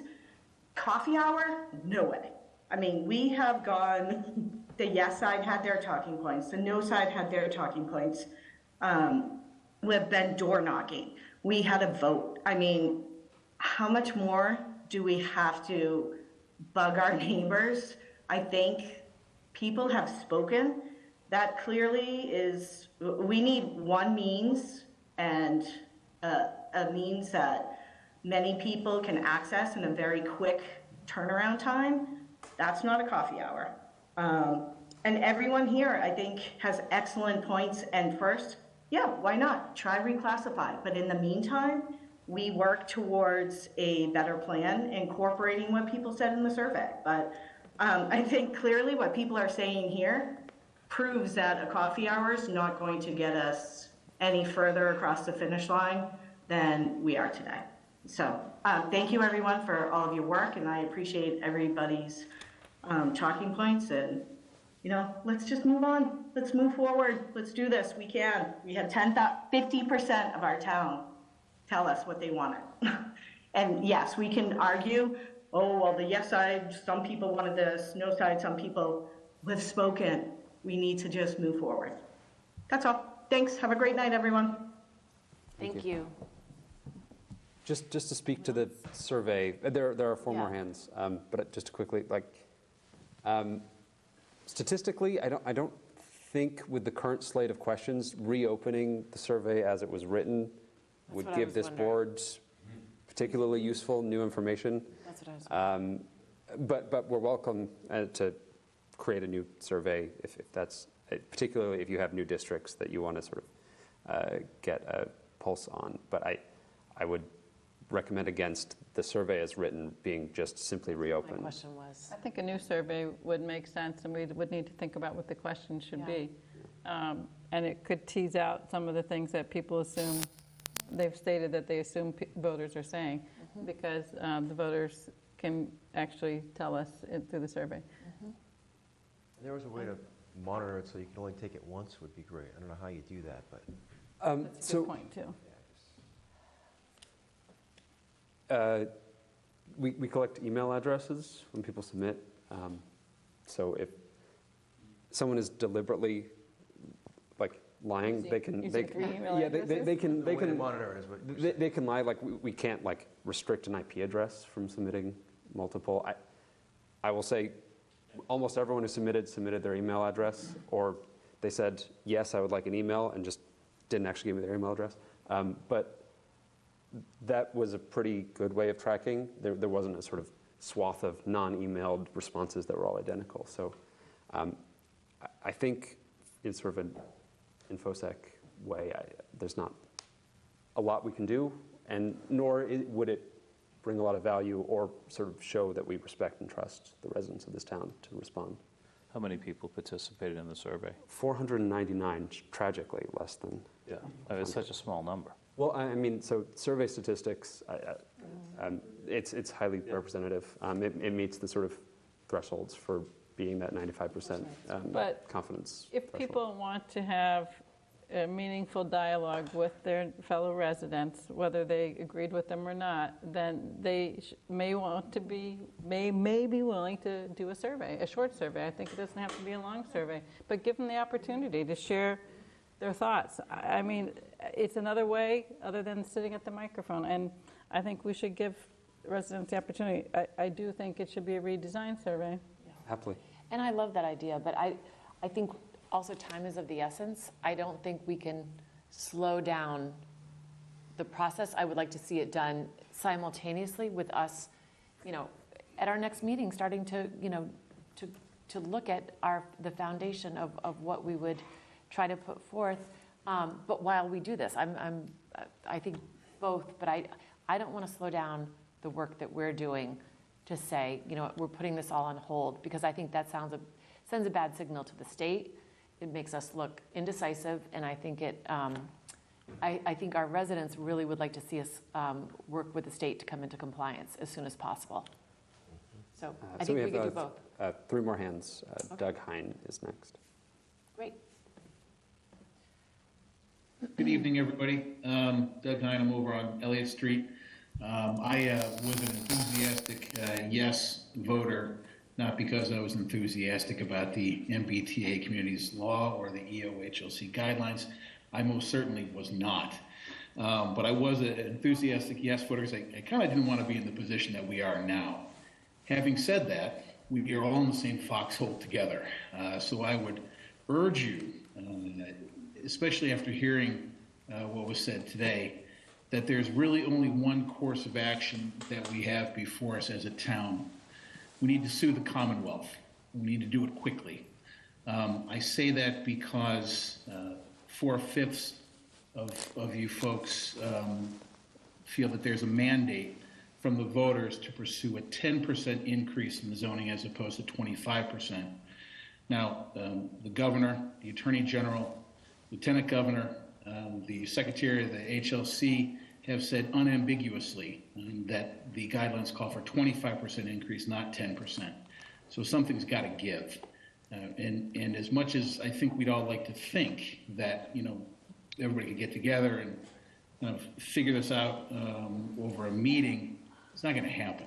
There's too much political capital involved. There's too many other towns that are looking to see what happens here. And frankly, in a battle of wills or battle of resources, we're at a disadvantage.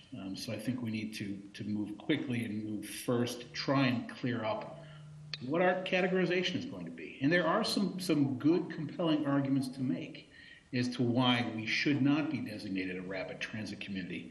And I think the only way that we're going to have any clarity is if this gets resolved in front of a judge. I also want to suggest that doing so quickly is important because while the majority of the capital grants have been made for this year, come the fall, it's going to be a new round of funding. And so all those discretionary grants that we're threatened with losing are going to be on the chopping block. And as you probably know, the amount of money that we're getting from the state is going down quite a bit. There's a projected shortfall of anywhere between $500,000 and $600,000 on our budget. And so it's really important that we get an idea of where we're going to go with this thing sooner rather than later. So if it is 10%, I think there certainly is groundwork that's been done, as you said, and we can probably get something together that town meeting would look very seriously at.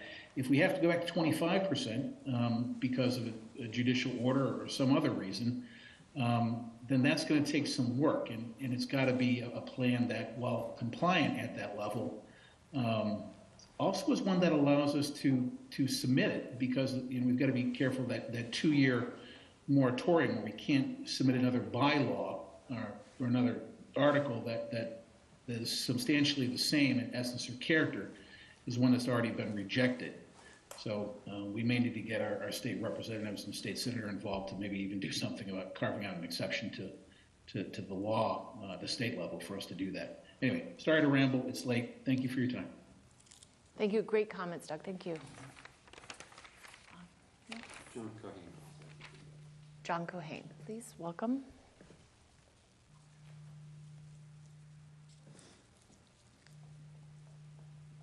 John, go ahead if you're with us. Unmuted. I can only ask him to unmute, which I've done. Okay. Mechanically, I can't just unmute. No, I couldn't tell if you could see if he was unmuted or not. Luke M. also has his hand raised. Maybe we could bring him in. Okay, we can do Luke and then come back to John. Hello, my name is Luke McKinnon. I live at 170 Center Street. I want to start by thanking you for your expertise and service on this board.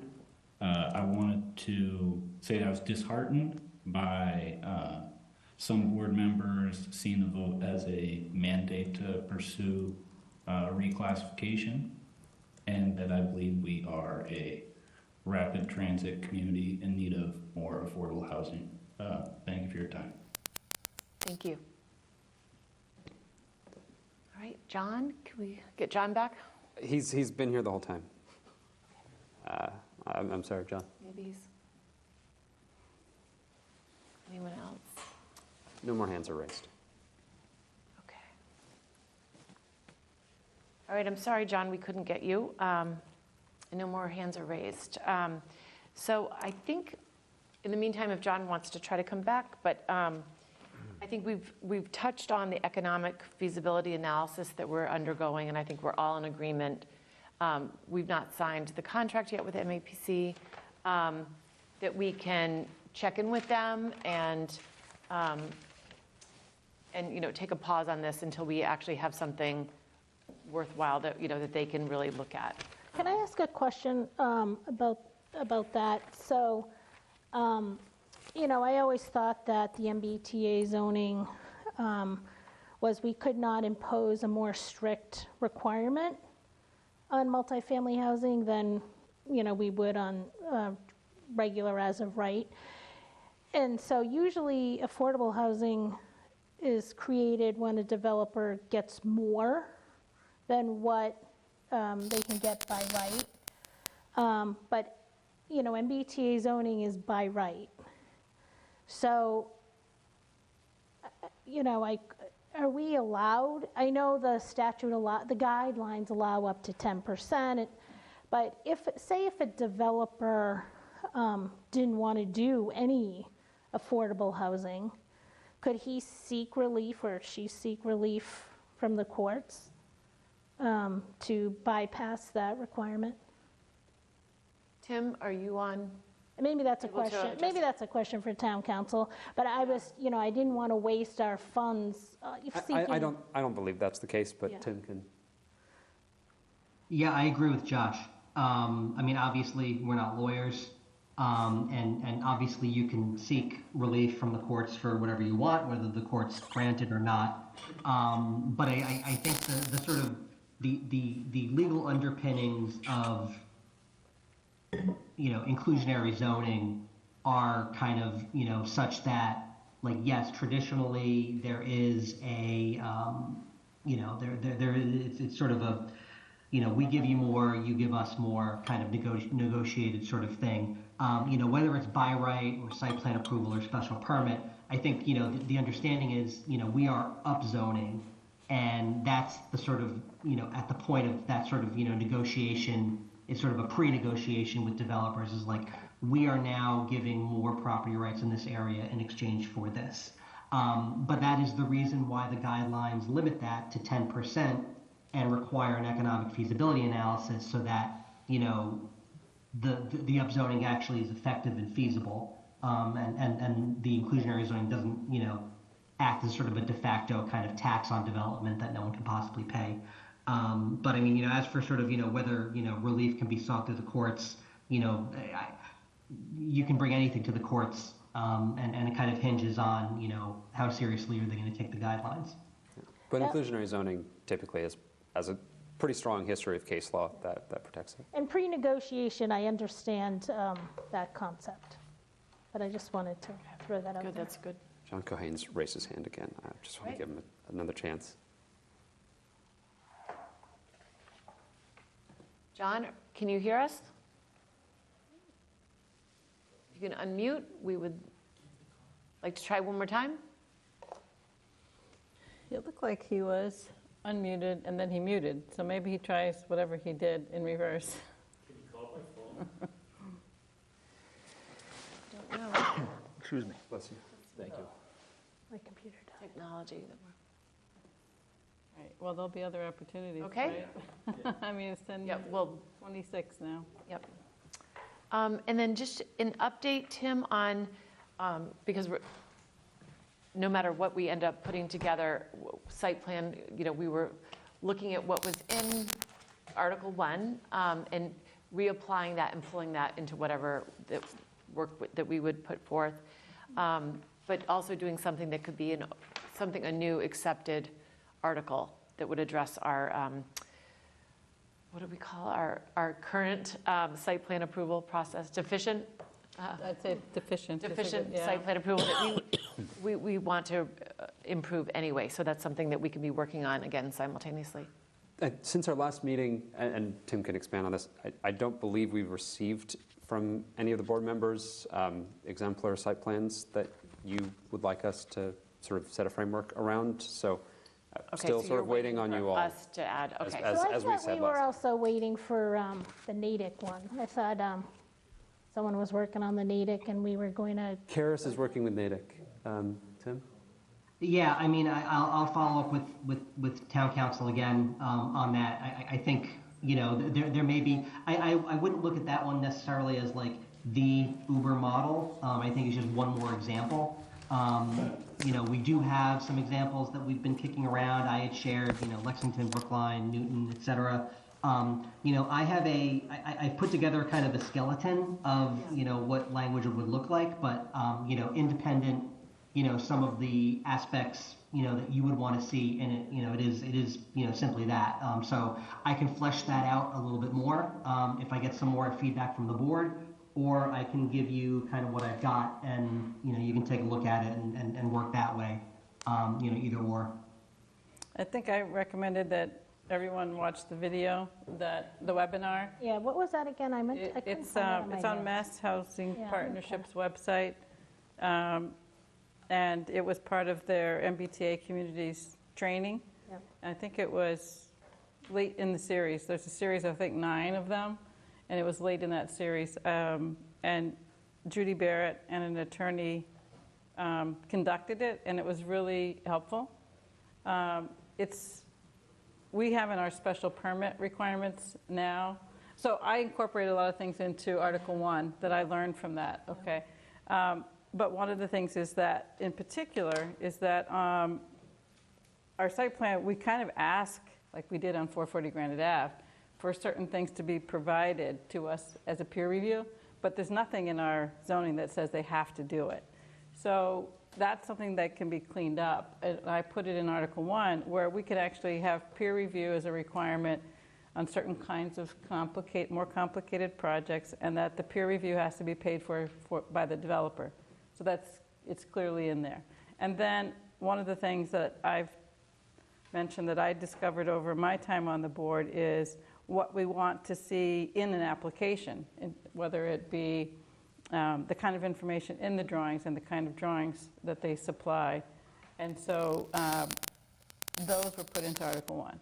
And then the process itself, those were some things I learned, again, from that webinar. So I do think if you have a chance, it's about an hour long probably, and I can resend the link. You probably have it? Yeah, I can you send can find it. And then take a look at that and take a look at what's in Article 1. And then, you know, I know that some communities have 2 tiers. Yeah. Like they will have a staff level review of certain things. So we could consider that. We have something now where it's required for almost anything on a commercial building. In some things it doesn't seem necessary, but so maybe we can look at what triggers site plan approval on the commercial side. It's triggered for any multifamily, like in our current zoning, right? And it's triggered for the Dover Amendment projects, right? So I think it would be great to get a little more clarification if anybody else has done any work on Dover Amendment site plan requirements, because we know the law is very restrictive on those. So those are my suggestions for starting. Yeah, Cheryl, incidentally, and I looked at the Lexington example, they actually have a kind of parallel, I would call it less intensive site plan review specifically for Dover Amendment uses. Okay. And it's not, you know, every Dover Amendment use has site plan approval. It just happens to be that a lot of those tend to be commercial in the sense of being, you know, a farm stand, you know, selling, you know, produce, or you know, a daycare business, and that's under our current site plan approval. But they do kind of lay out very specifically, like, these are the things that you can consider, and this is the only thing that you can consider. It's pretty interesting. I'll include that in the framework for you to take a look at. And then, you know, just to kind of, you know, clarify a little bit on kind of, you know, what a lot of times we'll call sort of minor site plan review. What they'll tend to do is kind of name a kind of staff review committee, includes, you know, the planning director, the town engineer, the DPW director, fire, you know, police, and those are the folks that are sort of responsible. So it's not just, you know, the building inspector or the planning director kind of giving the thumbs up or thumbs down. It's kind of all of the folks that, you would seek comment from, in a special permit or other kind of public hearing process. So we'll also include that in a framework, and, you can give it the thumbs up or thumbs down. And then one other thing I think would be helpful, I know on social media there was a lot of questioning about, who and why approved the farm stand on Robbins. And so, I don't know that people understand what Dover Amendment uses are or what protections there are under farm. I think it would be helpful to have those somewhere on the website, so when people hear about or come to a planning board meeting, that there's something they can refer to that explains what our role is in reviewing those and how they do have state protections. And how we're limited. And and how we are limited, yep. And do you think the goal is to have a site plan approval article in May? Is that too ambitious? I think it's possible. I think that would be one of the more realistic things that we could have a goal to achieve. Tim, I don't know, what are your thoughts on that? Having an article, site plan approval article, I would love to see that. I mean, to the extent that a lot of this is obviously something that precedes, MBTA communities. The board's been talking about this a lot, but I think, in the sense that this was meant to be sort of a corollary to MBTA communities to kind of improve whatever that article was going to be, considering that, we would have a lot more multifamily projects to review. I kind of, it's up to you all. I kind of think that figuring out what the 3A article is going to be is priority one. And site plan approval can be along for the ride, but to the extent that it's taking time, resources, and attention away from the MBTA Communities article, I think it should not be the priority. But again, it's really up to you all.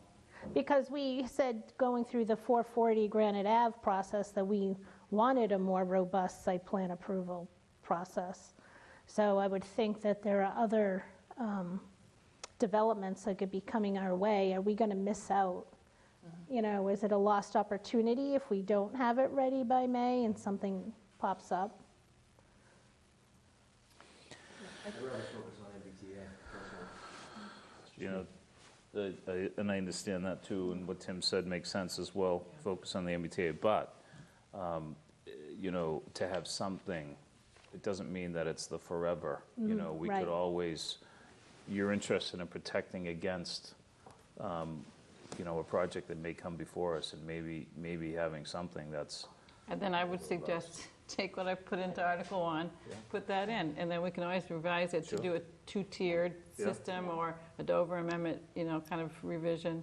That might be. But they would offer a lot more protections than we have now. It would be much improved rather than waiting, So I know Tim is on vacation this week, so I just am grateful. I just want to say thank you for even, joining us this evening. But if you could send a skeleton, the framework that you have in place, and we can take a look at that and see what other towns are doing and that we would want to add to. Yeah, I'll be able to do that first thing Monday morning. There is a little bit of not a cleanup I rush. need to do, but we'll get that out first thing next week. Okay. John Cohane sent a text. He wasn't able to unmute. Would you want to read his text? Is that There's also one more hand raised. Yeah, we have Michael Maholchik with his hand raised. I don't know, Chair. Okay. Do you want me to, I can read John's and then we can have Michael speak, or either one. Can you read that? Yeah. Let me see.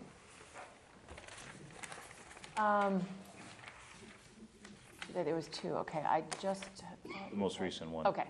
I could not unmute, sorry, but I wanted to say that following a democratic process, and it is up to those who voted no, myself included, to try to unify the town, but trust our boards to move forward with a plan. Great. Thank you, John. And now, Michael, welcome. Thank you, John. I just unmuted myself. Can you hear me? Yes, we can now. Thank you. Oh, thanks. I'm one of the very few people in Precinct 7 that voted yes. And I appreciate what everybody's saying about trying to work together. and get us through this. I wanted to ask if you guys are aware of what the legislature is currently doing about the rapid transit classification. Because I saw that Bill Driscoll submitted a bill that would answer all of Sean Fahey's objections about it. It would exclude the trolley line from being considered part of a rapid transit community. And I am not really experienced at looking at what the legislature is doing on their website, but the bill is not killed. So it's the status is they had a public hearing on it, and then reporting has been extended to April. But if that passed, that would be like, you wouldn't have to go to court, I would guess, if the law changed. Has anyone been in touch with Bill Driscoll or Walter Tumulty about what's going on at the legislature? I knew there was a bill put forth, but thank you for that updated information, and I think that's something that we definitely want to follow. I mean, the legislature has a long process for bills, so I don't imagine, especially if you were working towards a May timeline, it would be relevant to that. But it seems like if you're working to October, there's a chance. But bills get filed all the time that do not. Yeah, 54% of the people voted, so. Yeah, we know this one's in committee. I don't know kind of what the nature of the public hearing was. I'll check in with Nick and see if we can get a line in at Rep. Driscoll's office to kind of see how that went. But in terms of timeline, I don't have any special insight except my experience following the legislature. This is going to be sort of an end of session type of thing, especially as it's a very sort of niche type of issue. But we'll follow up with Rep. Driscoll's office and kind of see how that went and take the temperature on that one. Okay, well, thank you everybody for your service on the planning board, and good night. Thank you, Mike. That's great. Kathleen also has her hand raised. Kathleen O'Donnell. Okay, great. Welcome, Kathleen, and I think after that we can wrap up for this. Yeah, I just wanted to very shortly say that there is a House Bill number 3551 that deals with site plan review. I was on a panel on Friday at the Real Estate Bar Association, and somebody mentioned it. I haven't read it, but you should be taking a look at that in terms of working on your next article for site plan review. It's House 3551 is the bill, and I just wanted to make sure that you knew about it. Great, appreciate that. That's good. Thanks, Kathleen. Thank you, Kathleen. That's it for hands. Huh? That's it for hands raised. That's it for hands. Okay, good. Close it down quick. All right, well, thank you all. Yes, good evening, and thank you everyone who spoke tonight. So with that, a motion, we already, I believe, was that a motion? Is there a second? I don't know who was first. Seconded it. Okay, first, all right, all in favor? Aye. Good night, thank you. Thank you.